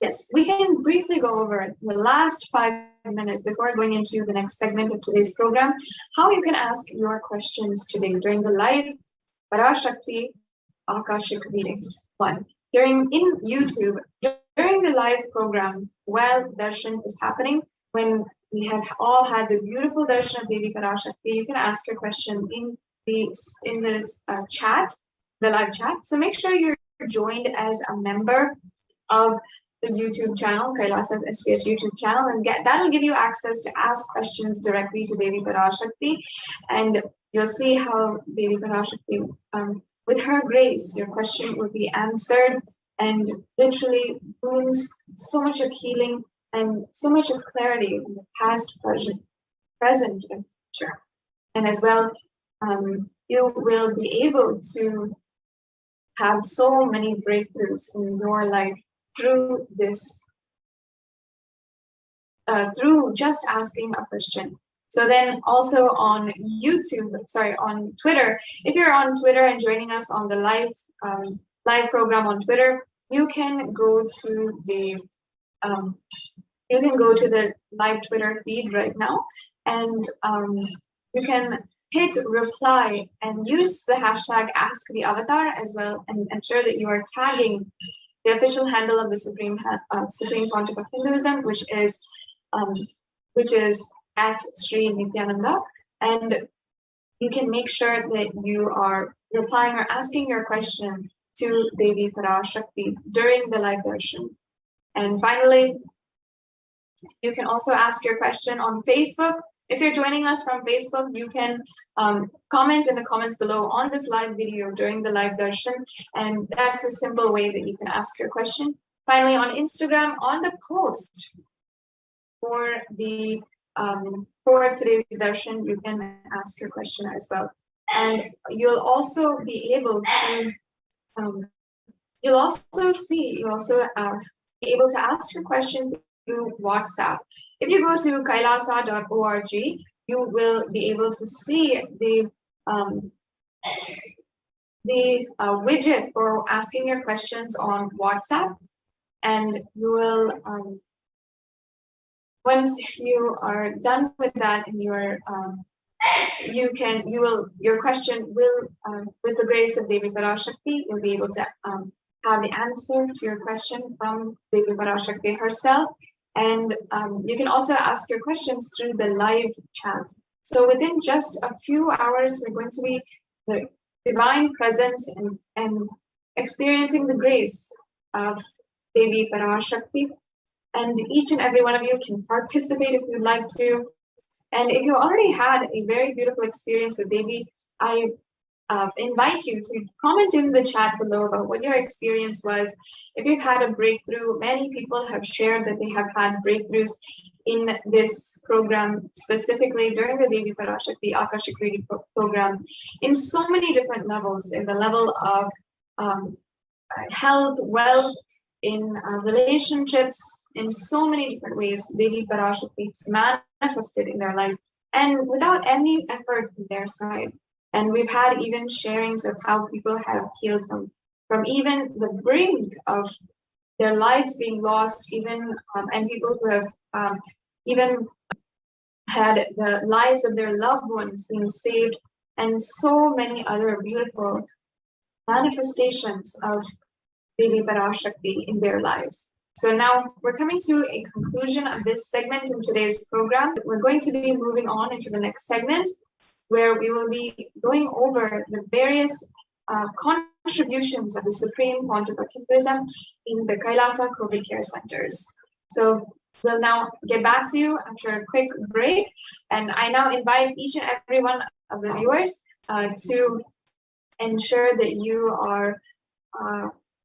are getting ready for within 3 hours the live darshan of Devi Parashakti. Make sure that you're sharing in all the social media platforms. Take a minute to share as well. And you can share in all the different social media platforms. You can inform your friends, and make sure that you are sharing and getting to know more about the Devi Parashakti Akashic reading So without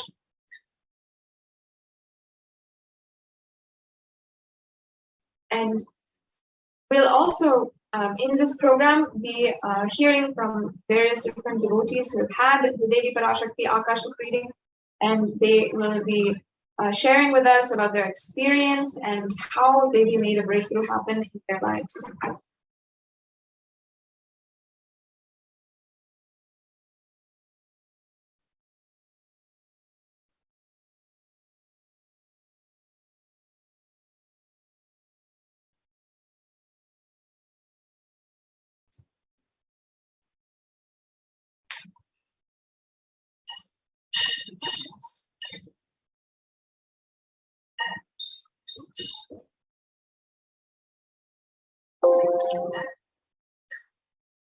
Yes.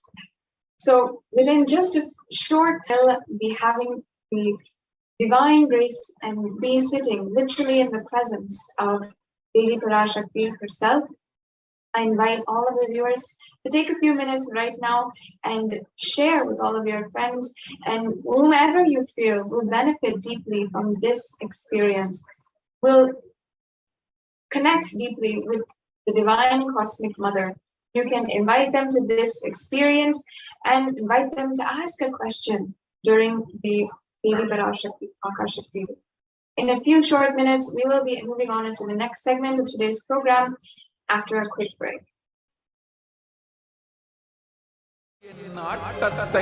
ஆனந்தத்தை ஆனந்தத்தொடு ஆடிய ஆட்டத்தை கண்டோர் உயிருக்குளெல்லாம் இறங்கி குண்டலினிவில் உயிர்ப்பிக்கச் செய்து மாய மனத்தின் இருளை அகற்றி மாயம் அழித்து மங்களம் தந்து குரு பக்தியும் சிவ பக்தியும் பரமசிவ பக்தியும் பரமசிவ சக்தியும் அளிக்கின்றேன். மனமாயை விடுத்து குரு பதத்தை பற்றுங்கள். நித்யானந்தமாய் நிஜாவதாரமாய் வந்துதித்த என்னை பற்றி வாழ்வில் எல்லா நலமும் பெற்றிடுங்கள். ஓம் ஓம் ஓம். யாதுமாகி நின்றாய் காளி, ஓம் காளி ஓம் சக்தி, ஓம் காளி ஓம் சக்தி, ஓம் சக்தி ஓம் சக்தி ஓம் சக்தி. ஓம் ஓம் ஓம் ஓம்.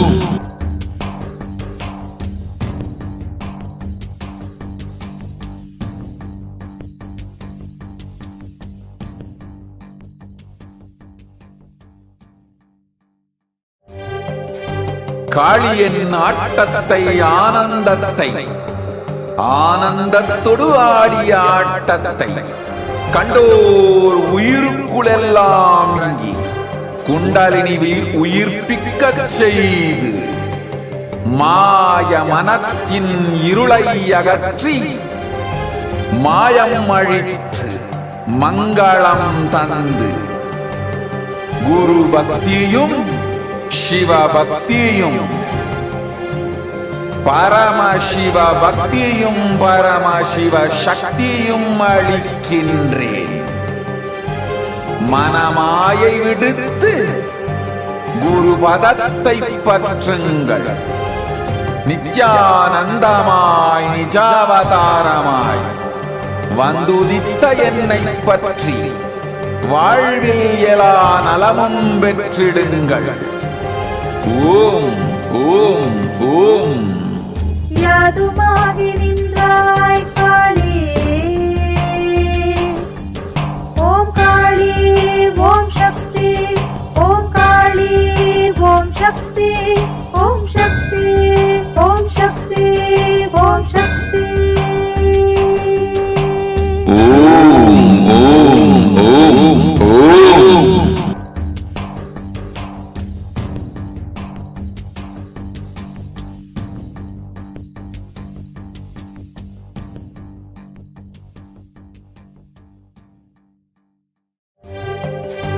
காளியின் ஆட்டத்தை ஆனந்தத்தை ஆனந்தத்தொடு ஆடிய ஆட்டத்தை கண்டோர் உயிருக்குளெல்லாம் இறங்கி குண்டலினி உயிர்ப்பிக்கச் செய்து மாய மனத்தின் இருளை அகற்றி மாயம் அழித்து மங்களம் தந்து குரு பக்தியும் சிவ பக்தியும் பரமசிவ பக்தியும் பரமசிவ சக்தியும் அளிக்கின்றேன். மனமாயை விடுத்து குரு பதத்தை பற்றுங்கள். நித்யானந்தமாய் நிஜாவதாரமாய் வந்துதித்த என்னை பற்றி வாழ்வில் எலா நலமும் பெற்றிடுங்கள். ஓம் ஓம் ஓம். யாதுமாகி நின்றாய் காளி, ஓம் காளி, ஓம் காளி, ஓம் சக்தி, ஓம் சக்தி, ஓம் சக்தி, ஓம் சக்தி. ஓம் ஓம் ஓம் ஓம்.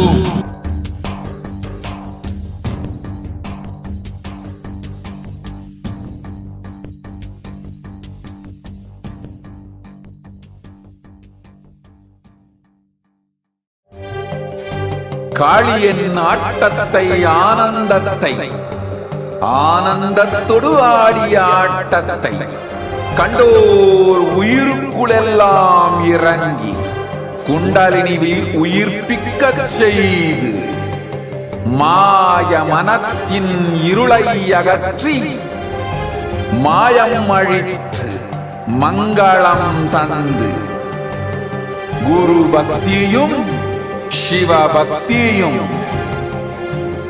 பரமசிவ பக்தியும் பரமசிவ சக்தியும் அளிக்கின்றேன். மனமாயை விடுத்து குரு பதத்தை பற்றுங்கள். நித்யானந்தமாய் நிஜாவதாரமாய் வந்துதித்த என்னை பற்றி வாழ்வில் எலா நலமும் பெற்றிடுங்கள். ஓம் ஓம் ஓம். யாதுமாகி நின்றாய் காளி.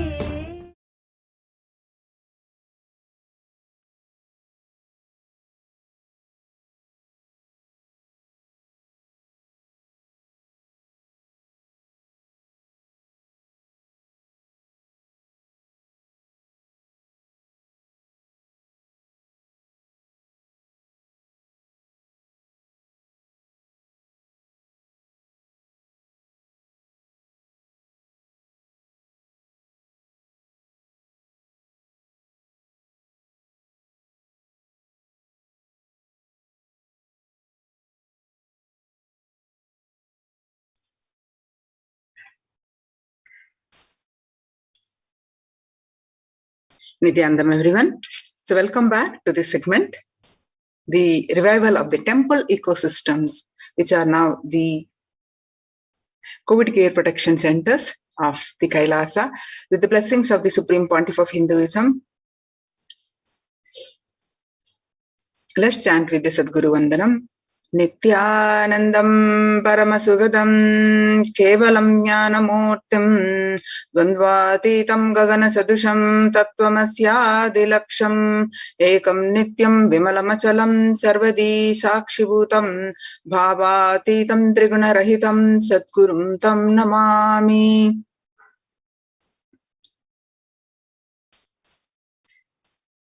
So across the India, the famous temples are shutting down. For example, amidst the COVID-19, the famous temple of Siddhi Vinayaka temple of Maharashtra and Sai Baba temple were closed down for an indefinite period due to the pandemic. And Puri Jagannath temple, the famous Puri Jagannath temple, is closed for devotees due to the pandemic for an indefinite period imposed by the Odisha government. And not only that, all religious places closed for public in Bhubaneswar, as the city records the highest daily COVID surge, with the Odisha capital Bhubaneswar registering the highest ever single-day spike of 581 new COVID-19 cases. The local municipal authorities declared the closure of all religious places like temples, mosques, gurudwaras, and churches for devotees till further order. In Uttar Pradesh, 2 major temples of the Sapta Devalaya, the cluster of 7 temples in Vrindavan, banned the entry of devotees in view of the rising COVID-19 cases.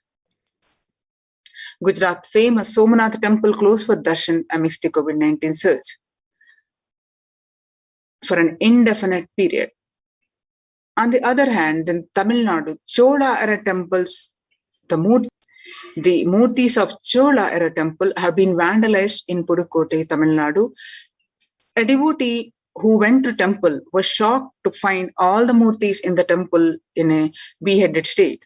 He lodged a complaint with the local police later. In Kailasanatha temple, in a village in Pudukkottai, is said to belong to the era of Puluchonga Chola. With Shiva as the presiding deity, the temple houses other deities such as Ganesha, Parvati, Murugan, Krishna, and Nandi. All of these murtis were discovered in a beheaded state 2 days ago. So now, in the time when the COVID-19 is rampant and the ancient temples are in a lockdown because of the risk of the widespread corona disease, the devotees of these temples were visiting and having darshan of their gods and goddesses for thousands of years. Yet all these ancient sacred sentiments have come to a harming halt after the lockdown have taken place. The religious fervor of the devotees is being lost due to the pandemic. The Supreme Pontiff of Hinduism is reviving the e-Kailasa ecosystem and bringing all the ancient traditions of the online platforms on Kailasa TV, YouTube, and Facebook. So let us understand the temple sciences, starting with the why deity worship, why so many temples are there in Hinduism, what is a temple, what is the science behind the temple. We will learn in this segment. So why deity worship? What are these so many deities in Hinduism? What Supreme Pontiff of Hinduism is reviving these temple ecosystems are also now the Kailasa's de facto spiritual embassies, and which are also, some of them are COVID care protection centers. So let us understand the basics of these. And the Supreme Pontiff of Hinduism always says deities are not mere idols. They are embodiment of ideals. We do not worship the idols. We worship the ideals represented through the idols. When the divine is present before him in a form that he can see, touch, and relate to, the transmutation becomes an easy and joyful process. Second, deities in a real kshetra are always real sacred place where the enlightenment energies radiated for thousands of years in the real kshetra are always curved in the form of ancient masters and enlightened beings. Even though no longer in the body, they can be invoked through the name or form they used while in the physical plane. When we pray to the deity or chant his name, the corresponding divine vibration is automatically awakened and becomes available on the energy plane to guide and bless us. We mastered the science of bringing the divine to the deities and expressing the divine through the deities. The whole science has been mastered in the Vedic tradition. The revival of temples will be the revival of world peace and world bliss. Revival of temple culture, the deity worship where people are made to look in, that is where the revival of Sanatana Dharma, the Advaita Satya, is going to happen. The deities in various temples are various forms of the deities. The divine has infinite auspicious qualities. In Sanskrit, we call as Ananta Kalyana Gunas. With those Ananta Kalyana Gunas, the divine manifests in various different forms, and each form has got its own a special boon to give, special blessings to give to each one of us. For example, Shiva saved Markandeya from death, and that became an independent deity, Kala Kala. Same way, he danced in ecstasy, that action became Nataraja. Vishnu's very action of showering blessings on the world becomes Lakshmi.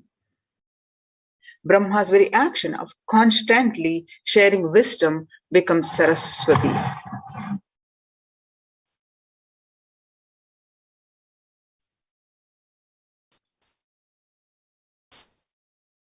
So each of the actions of the ultimate becomes independent intelligence and energy.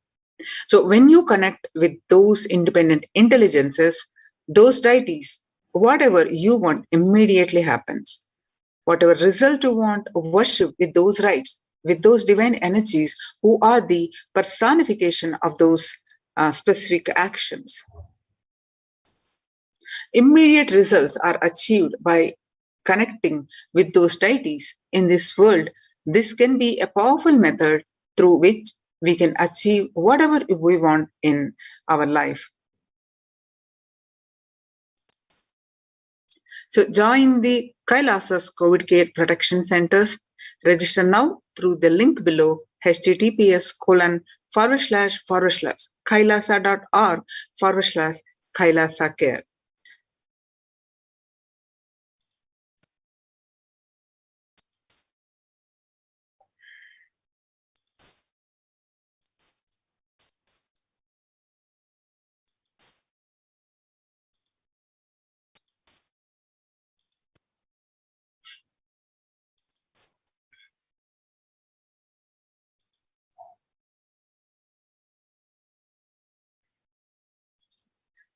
So, the Supreme Pontiff of Hinduism, over the period of 2 decades, tirelessly worked to revive or establish the temple ecosystem, establish Kailasas across the globe, across the continents, in many, many places. So let's understand what Supreme Pontiff of Hinduism revealing to this world about the temple sciences. Reviving the enlightened civilization is the vision of Kailasa, the purpose of my advent. Paramashiva assuming this body and manifesting, says the Supreme Pontiff of Hinduism. Kailasa is basically an enlightened civilization where everything happens based on the ultimate cosmic principle and the ultimate possibilities and powerfulness. You want to know about the ultimate universe, just they will show you the universe and teach you. You want to know about the cosmos, they will just show you the cosmos and simple, straightforward.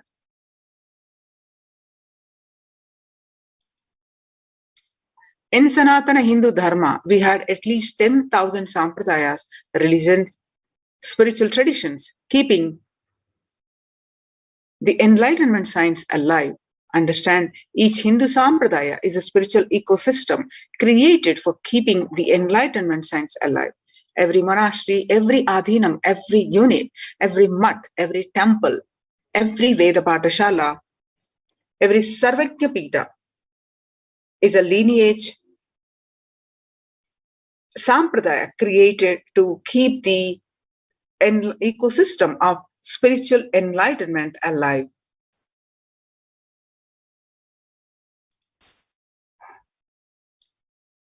Kailasa is basically an enlightened civilization where everything happens based on the ultimate cosmic principle and ultimate possibilities and powerfulness.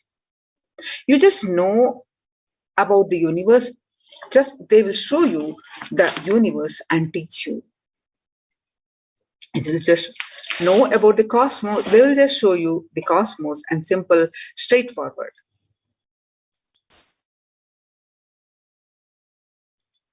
In Sanatana Hindu Dharma, we had at least 10,000 sampradayas, religious spiritual traditions keeping this enlightenment science alive.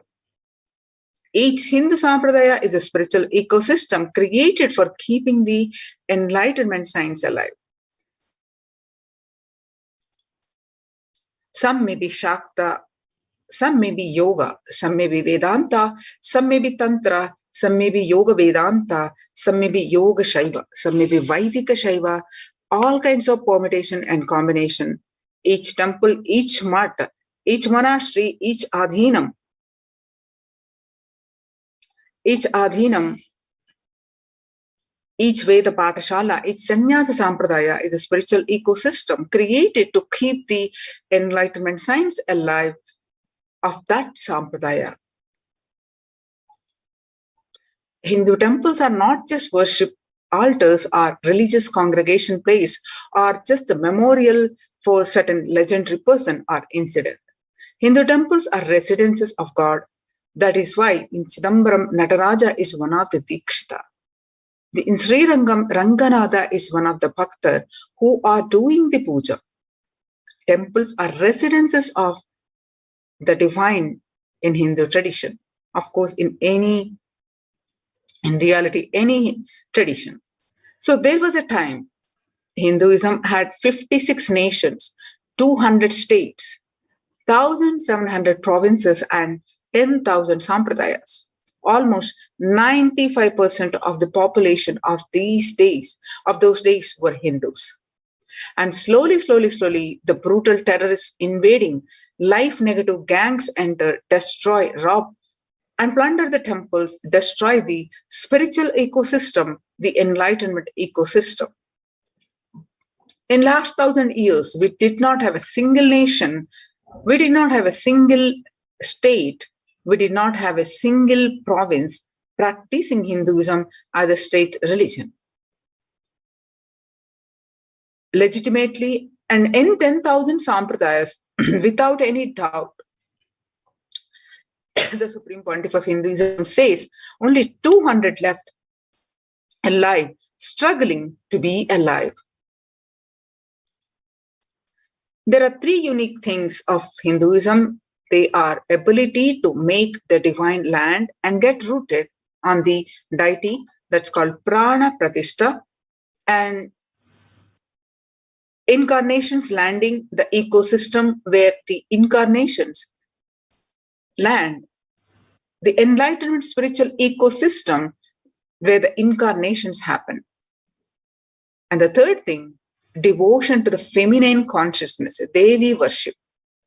These three are vision.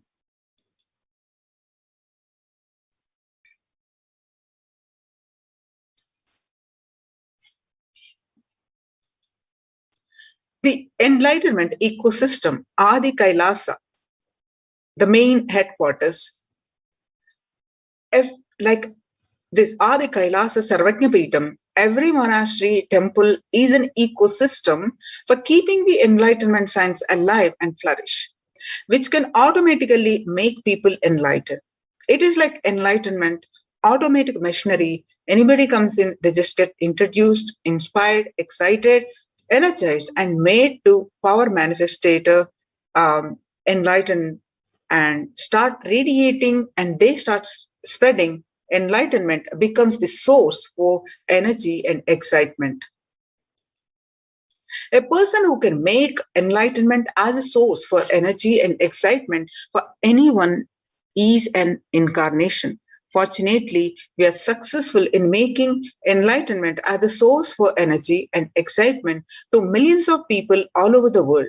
This whole Kailasa is the revival of that enlightened civilization.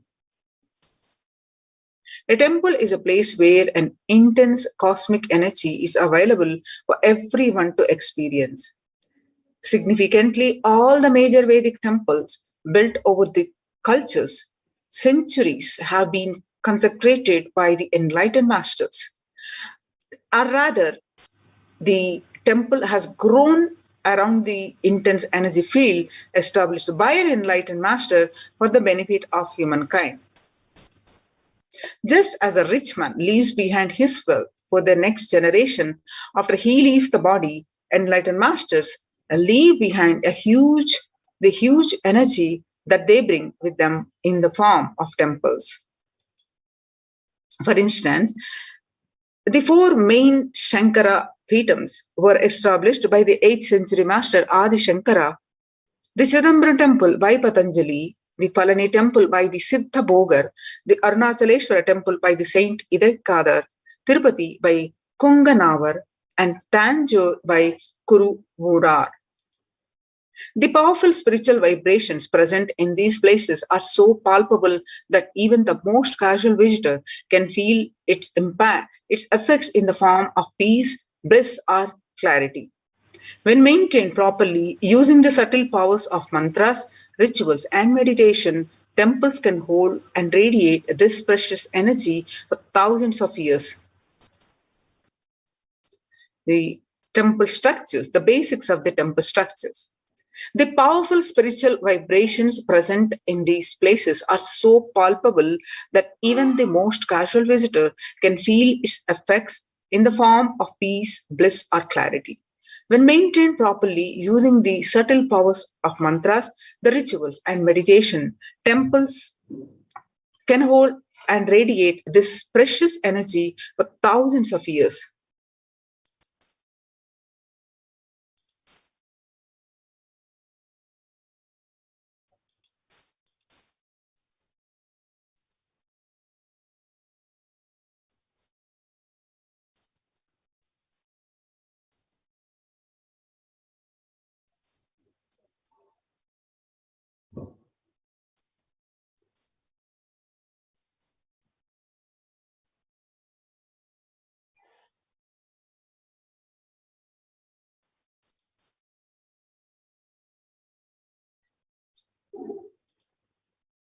Temples are found deliberately at a place where the positive energy is available abundantly from the magnetic and electric wave conveyances of North and South Poles push. The idol of God is set in the core center of the temple, known as Garbhagriha, the sanctum sanctorium. This is the area where the Earth's magnetic field is discovered to be the most extreme. Therefore, it is the energy source. The Dvajastambha, the flagpole, behaves as a transformer. The huge domes are for amplifying the energy. Temples were systematically built for the transmission of energy on a large scale. The temples and the enlightened masters. Again, when a rich man dies, he leaves behind his wealth to his wife, his daughters, sons. And when an enlightened master leaves the body, they leave their wealth of energy, penance, and the goodness to the humanity at a large. And the temples are built on those energy fields. So either the master themselves built these temples when they are alive, or the people built them, leave the body. These temples are further sanctified through rituals that harness the divine cosmic energy. The famous temple at Kedarnath in the Himalayan range was built by the great master Shankara. The Arunachaleshwara temple of Tirunamalai, South India, is ascribed to a great saint called Idekadan. These temples are divine gifts of these great masters to humanity.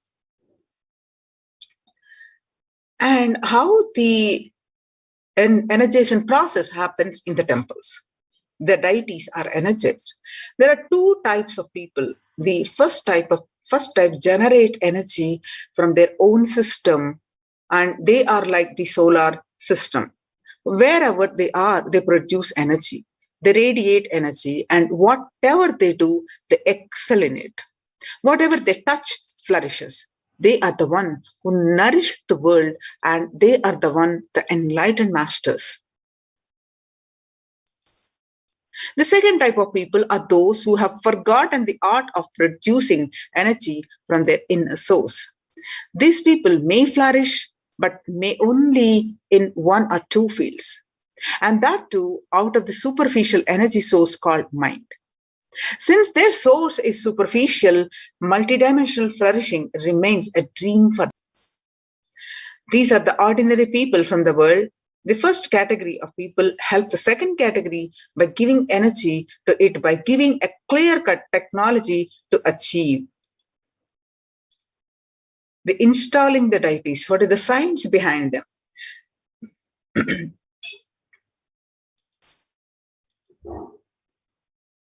As per Vedic sciences, there are two ways to install energy in a deity. One is Agama Pratishta and the other is Prana Pratishta. In Agama Pratishta, energy installation is done by the second category of people. It is done essentially through chanting of mantras. This method will install only a few volts of energy. The energy intensity will be decided by nature of the mantras, the accuracy with which it is chanted, and above all, the psychological state of the person chanting them. In Prana Pratishta, the energy installation is done by the first category of people. It happens through a direct connection with the divine cosmic energy that nourishes the whole universe. The first category of people, that is the enlightened masters, are pure channel for the divine cosmic energy to flow through. They can choose what manifestation of the energy they wish to install. For the goodwill of society, masters have worked on the science of the inner world and have installed various aspects of the divine energy in these temple deities. Every historic temple has its own significance. Each deity has its own boon to offer depending on the type of energy installed in it. That is why, in order to conceive children, you go to a particular temple. In order to wed a suitable spouse, you go to a different temple. To defy planetary influences, you go to a different temple. And for financial problems, you go to a different temple. These benefits are nothing but the special energy packs. Temples are structures that replace an enlightened master's presence. Masters, by the sheer presence, heal people. They heal not just the physical level, but at the being level. They keep the inspiration for spirituality alive, offer an ambience of sacredness. Temples are spaces created by masters to offer the same things that they offer. While consecrating the Nithyanandeshwara Paramashiva temple sanctum at the Bangalore Adinam, the Supreme Pontiff of Hinduism said, "An enlightened master is the cosmos in human form, the ultimate human form fit to perform a sanctum consecration. For an enlightened master, the energies of expression through any means never get exhausted. For example, for an ordinary human being, the grief emotion or the joy emotion exhausts when expressed through tears. The pitta, the fire element of the body, exhausts through anger. The lust energy exhausts through sexual act. The power of speech exhausts in his very saliva the moment it is uttered. All these energies of expression become exhausted as he uses them. An enlightened master's energy of expression cannot be exhausted through any of these means, because he is existence, the inexhaustible source of energy in human form, because masters do not need a body to execute their work. They can continue to do the things they do even after they have left their physical body. The sanctum created and energized by them will radiate inexhaustible energy and nurture energy being that seeks it. Only a master who can function without the help of his body is capable of creating true sanctum, one that will materialize things exactly the way he does it. Now, let us see how the Supreme Pontiff of Hinduism continuously worked to establish the Prana Pratishta temple ecosystems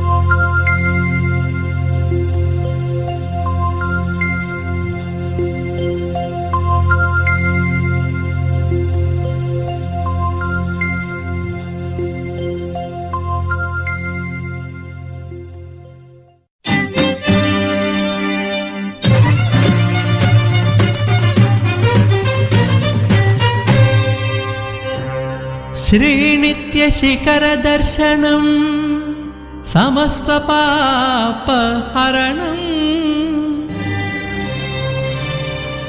जन्मराहित्यम् अनिभेदोत्तिगदरा Shri Paramhans Nityanand भ्रमरांब दिव्यक्षेत्रं दर्शिंచి మోక్షమే ఉందండి భక్తులారా.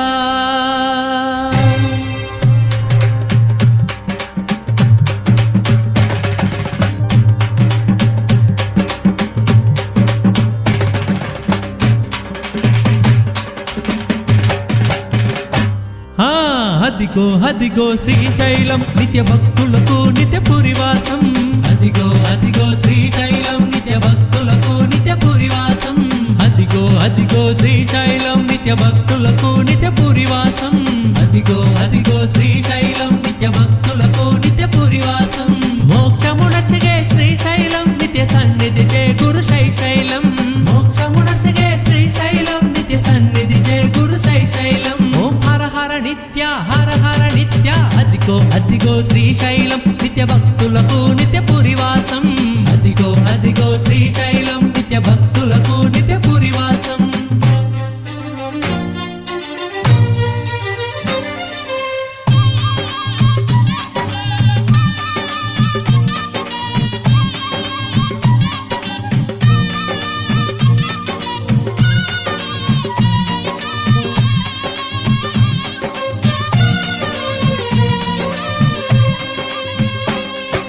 నాలుగు ప్రవేశ ద్వారములు నిత్య సన్నిధికి అవి మార్గములు. నాలుగు ప్రవేశ ద్వారములు నిత్య సన్నిధికి అవి మార్గములు. చిత్తపడము త్రిపురాంతకము నిత్య మగేశ్వర అలంపురం. చిత్తపడము త్రిపురాంతకము నిత్య మగేశ్వర అలంపురం. ప్రతి ద్వారములో తీర్థములు అవి తీర్చును భక్తుల కోరికలు. ప్రతి ద్వారములో తీర్థములు అవి తీర్చును భక్తుల కోరికలు. నేత్రానందము శైశయోగము కూర్చున్న శ్రీశైలం. నేత్రానందము శైశైలం శుభయోగము కూర్చున్న శ్రీశైలం. ఓం హర హర నిత్య హర హర నిత్య. అదిగో అదిగో శ్రీశైలం నిత్య భక్తులకు నిత్య పురివాసం. అదిగో అదిగో శ్రీశైలం నిత్య భక్తులకు నిత్య పురివాసం.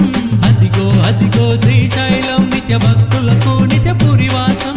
అదిగో అదిగో శ్రీశైలం నిత్య భక్తులకు నిత్య పురివాసం. మోక్షమునసగే శ్రీశైలం నిత్య సన్నిధి జయ గురు శైశైలం. మోక్షమునసగే శ్రీశైలం నిత్య సన్నిధి జయ గురు శైశైలం. ఓం హర హర నిత్య హర హర నిత్య. అదిగో అదిగో శ్రీశైలం నిత్య భక్తులకు నిత్య పురివాసం. అదిగో అదిగో శ్రీశైలం నిత్య భక్తులకు నిత్య పురివాసం.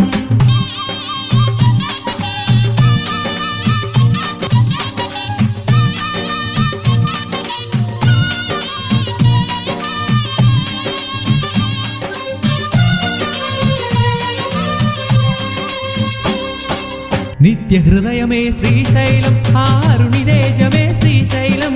నిత్య హృదయమే శ్రీశైలం ఆరునిదేజమే శ్రీశైలం. జోకోదరుడు జియకరుడు శ్రీనిత్యరుని శుభక్షేత్రము. జోకోదరుడు జియకరుడు శ్రీనిత్యరుని శుభక్షేత్రము. మహిమాన్వితము పవిత్రము శ్రీశైలము భక్తుల యోగము. మహిమాన్వితము పవిత్రము శ్రీశైలము భక్తుల యోగము. వేదసారము పురాణము కీర్తించిన క్షేత్రము శ్రీశైలం. వేదసారము పురాణము కీర్తించిన క్షేత్రము శ్రీశైలం. ఓం హర హర నిత్య హర హర నిత్య. అదిగో అదిగో శ్రీశైలం నిత్య భక్తులకు నిత్య పురివాసం. అదిగో అదిగో శ్రీశైలం నిత్య భక్తులకు నిత్య పురివాసం. అదిగో అదిగో శ్రీశైలం నిత్య భక్తులకు నిత్య పురివాసం. అదిగో అదిగో శ్రీశైలం నిత్య భక్తులకు నిత్య పురివాసం. మోక్షమునసగే శ్రీశైలం నిత్య సన్నిధి జయ గురు శైశైలం. మోక్షమునసగే శ్రీశైలం నిత్య సన్నిధి జయ గురు శైశైలం. ఓం హర హర నిత్య హర హర నిత్య. అదిగో అదిగో శ్రీశైలం నిత్య భక్తులకు నిత్య పురివాసం. అదిగో అదిగో శ్రీశైలం నిత్య భక్తులకు నిత్య పురివాసం.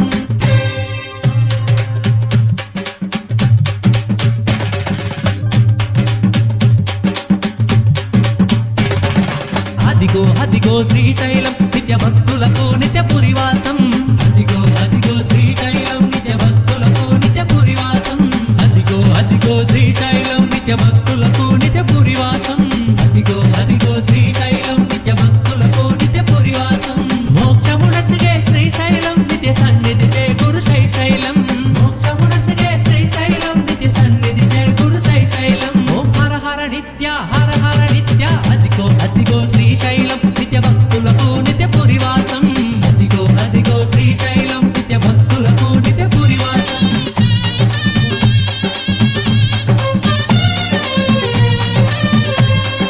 హర హర నిత్య అదిగో శ్రీశైలం నిత్య భక్తులకు నిత్య పురివాసం అదిగో అదిగో శ్రీశైలం నిత్య భక్తులకు నిత్య పురివాసం అదిగో అదిగో శ్రీశైలం నిత్య భక్తులకు నిత్య పురివాసం అదిగో అదిగో శ్రీశైలం నిత్య భక్తులకు నిత్య పురివాసం మోక్షమునసిగే శ్రీశైలం నిత్య సన్నిధి జయ గురు శ్రీశైలం మోక్షమునసిగే శ్రీశైలం నిత్య సన్నిధి జయ గురు శ్రీశైలం ఓం హర హర నిత్య అదిగో అదిగో శ్రీశైలం నిత్య భక్తులకు నిత్య పురివాసం అదిగో అదిగో శ్రీశైలం నిత్య భక్తులకు నిత్య పురివాసం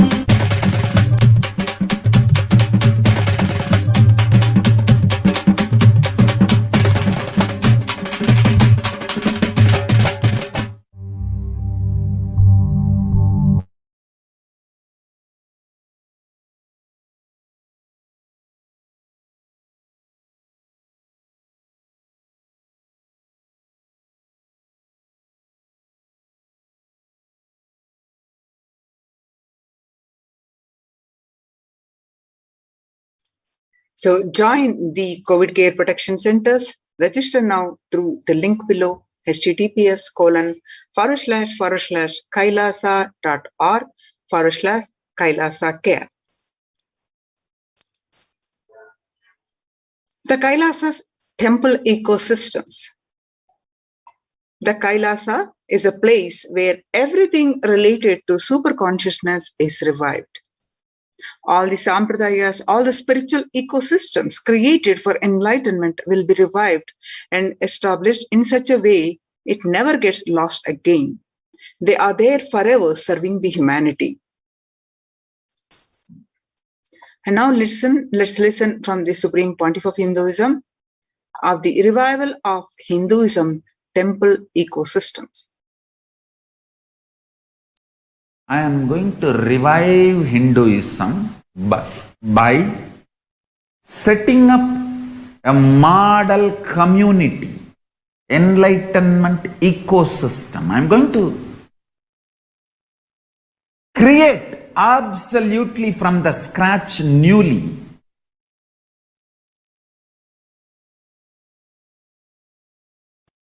self-sustaining, temple-based Hindu ancient enlightenment ecosystem and based on that. Understand? Kailasa is reviving the ancient Hindu enlightened civilization.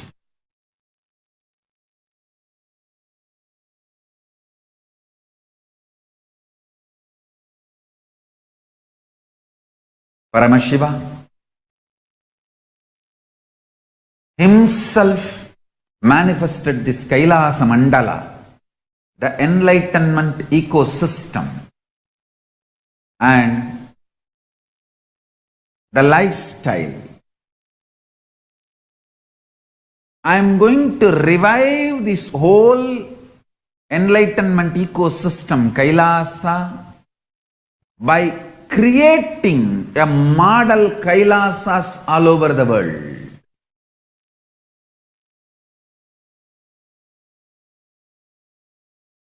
I am going.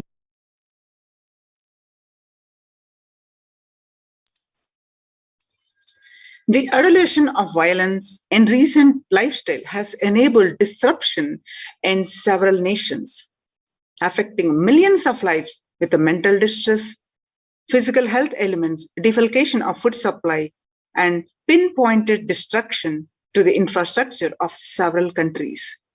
The Supreme Pontiff of Hinduism, Bhagwan Nithyananda Paramashivam, has dedicated his entire life and made it his mission to bring global peace and from the ground level through the Kailasa's Department of Religion and Worship and the Department of Human Services, to bring harmony to humanity, to create a life of freedom,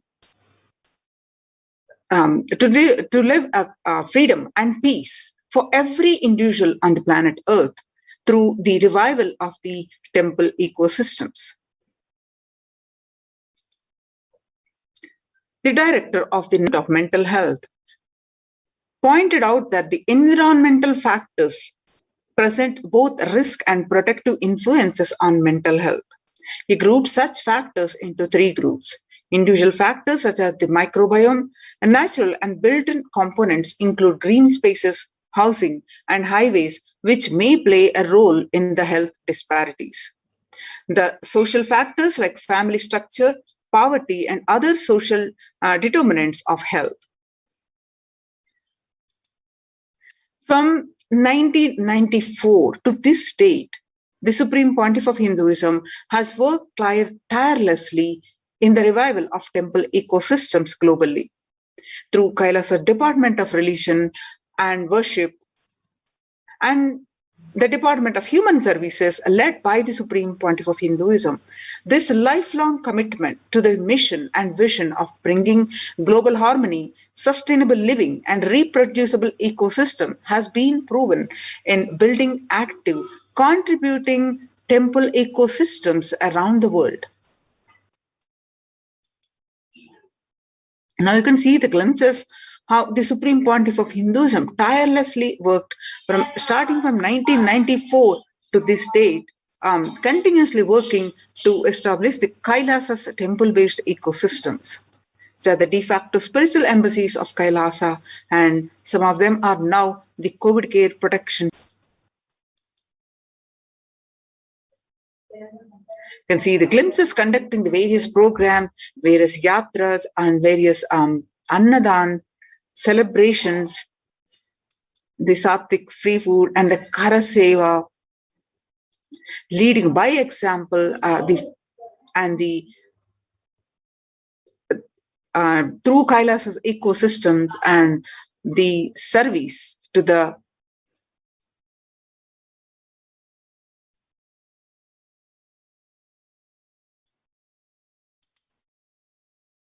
relief food preparation, the flood relief areas.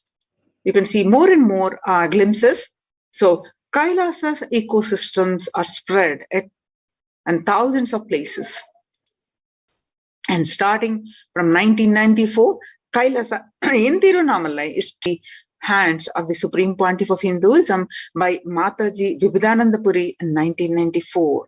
And you can see that the Kailasa in Tirunamalai is serving the visitors and devotees and conducting various meditation workshops, religious the rituals and various meditation workshops, initiations, serving at the key center, key adhinam, serving the humanity.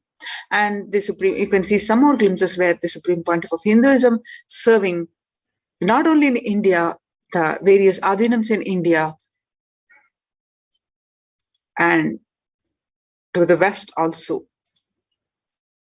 You can see the first ecosystem established by the Supreme Pontiff of Hinduism, the temple-based ecosystem of Kailasa, the Kailasa in Columbus, Ohio, the first temple established by the Supreme Pontiff of Hinduism outside of India, and the Kailasa in Los Angeles,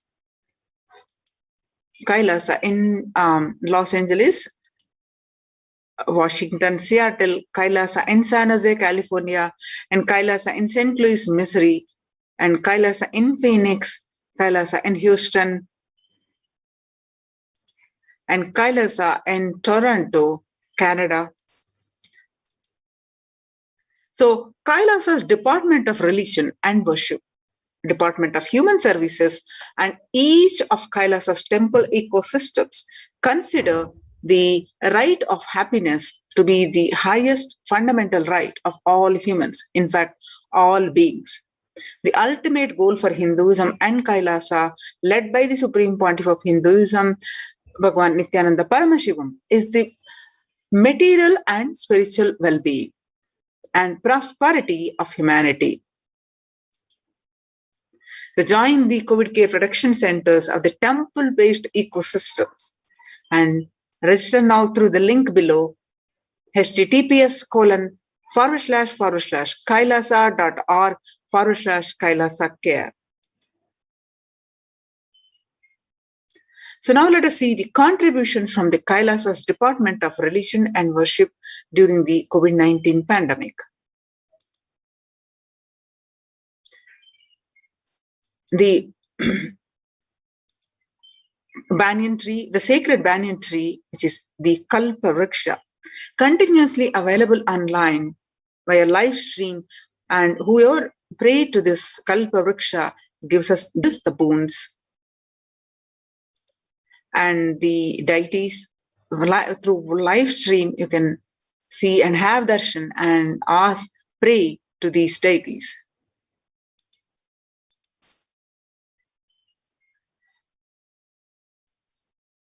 On 12th May 2021, Devi Parashakti revealed that I came as Nija Avatar and I am blessing you, listen, and people listen to do good to all of you. I have taken the form of Nithyananda and came down as Nija Avatar.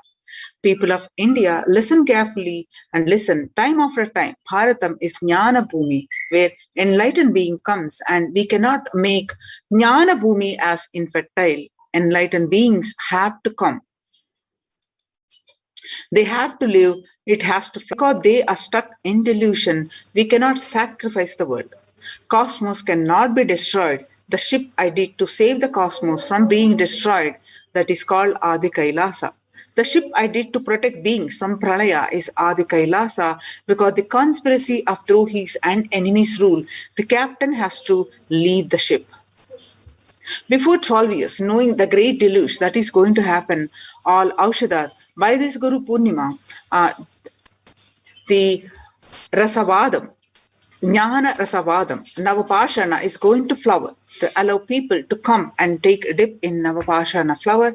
People, whoever comes and dip in this Sarovar, they will not have corona, they will not have death, they will not have corona. Crores and crores of people will come in line. Every day they will take a dip in the Ananda Lingam. On 13th May, Devi revealed that listen well to my words. For India, I made the ship as the protection, and the Nithyananda Navapashana Lingam in Vaidya Sarovar. Listen, all those regretting losing Nithyananda Nija Avatara without confusion and without talking just as a lip service, go to Adi Kailasa. Scores of people will come there looking for health, Navapashana water feast, and meditate to get health and protection and enlightenment to protect India from the great destruction. I, Parashakti, made this huge ship. Even if captain is not there, ship is there. When the first world countries closed their borders during global emergency, Kailasa has opened its not only doors to all without exception. To join the COVID care protection centers, register now through the link below, https://kailasa.org/kailasa care. You can see the various glimpses of Nithyanandeshwara Paramashiva Devalayam from Adi Kailasa Sarvajnapeetham. The various rituals happening.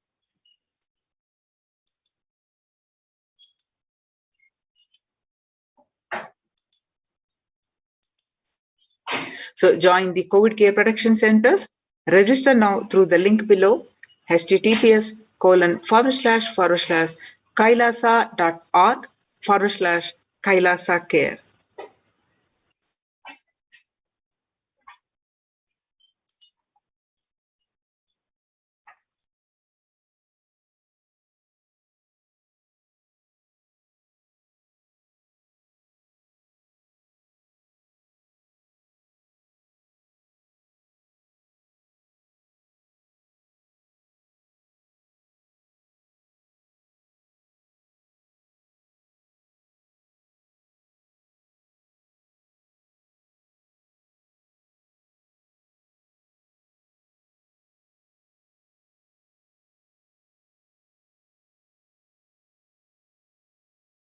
Now, let us listen to the Supreme Pontiff of Hinduism from where the Supreme Pontiff of Hinduism speaks about deities holding energy when doing the prana pratishtha.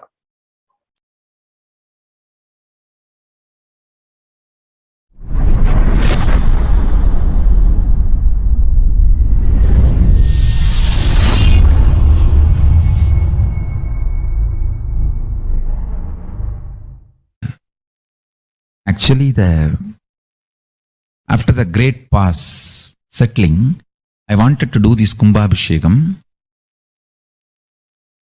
and then the Shivacharyas have advised us that only after the Uttrayanam, Uttrayana Punyakala, means after the Uttrayana starts, we are having a good date, Uttamottama date for Kumbhabhishekam. So that's the reason we waited. And see, fundamentally, deity intensely receives the energy like a lightning and holds it and manifests continuously for the whole humanity. You see, it's like if I have to talk to you in a normal social language, it's like a lightning holder. See, I can get into the samadhi, one with Paramashiva, and bring the whole thing but the deity should be able to hold it and manifest it, radiate it for the humanity. So that is the reason the beautiful, dense, most dense granite deity is made. The earlier, the Avudayar we made, too much of power manifestation, it has given crack in multiple places. I don't know how you guys will be able to believe. Maybe I'll tell them to show the video. Such dense granite cracks to pieces and so carefully maintained with so much of all the puja and everything. Crack is the last thing you can imagine in dense granite, but so many places that earlier Avudayar has had, and that's the reason we made the new deity with more dense granite now. More dense granite, the deity is done, so it can withstand the power manifestation and hold the power for quite a long time. Maybe at least next 12 years it can hold. And before that I'm planning for the different level of granite for Avudayar. I wanted to teleport from the other planets where the 100 times more dense than planet Earth's granite is available. And anyhow, all that I'll do it and then show, and instead of giving material for trolls, I'll give information after everything is achieved, after everything is done.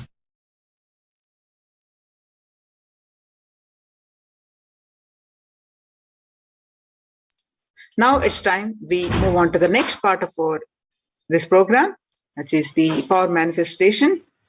So please stay tuned for the power manifestation after a very short break.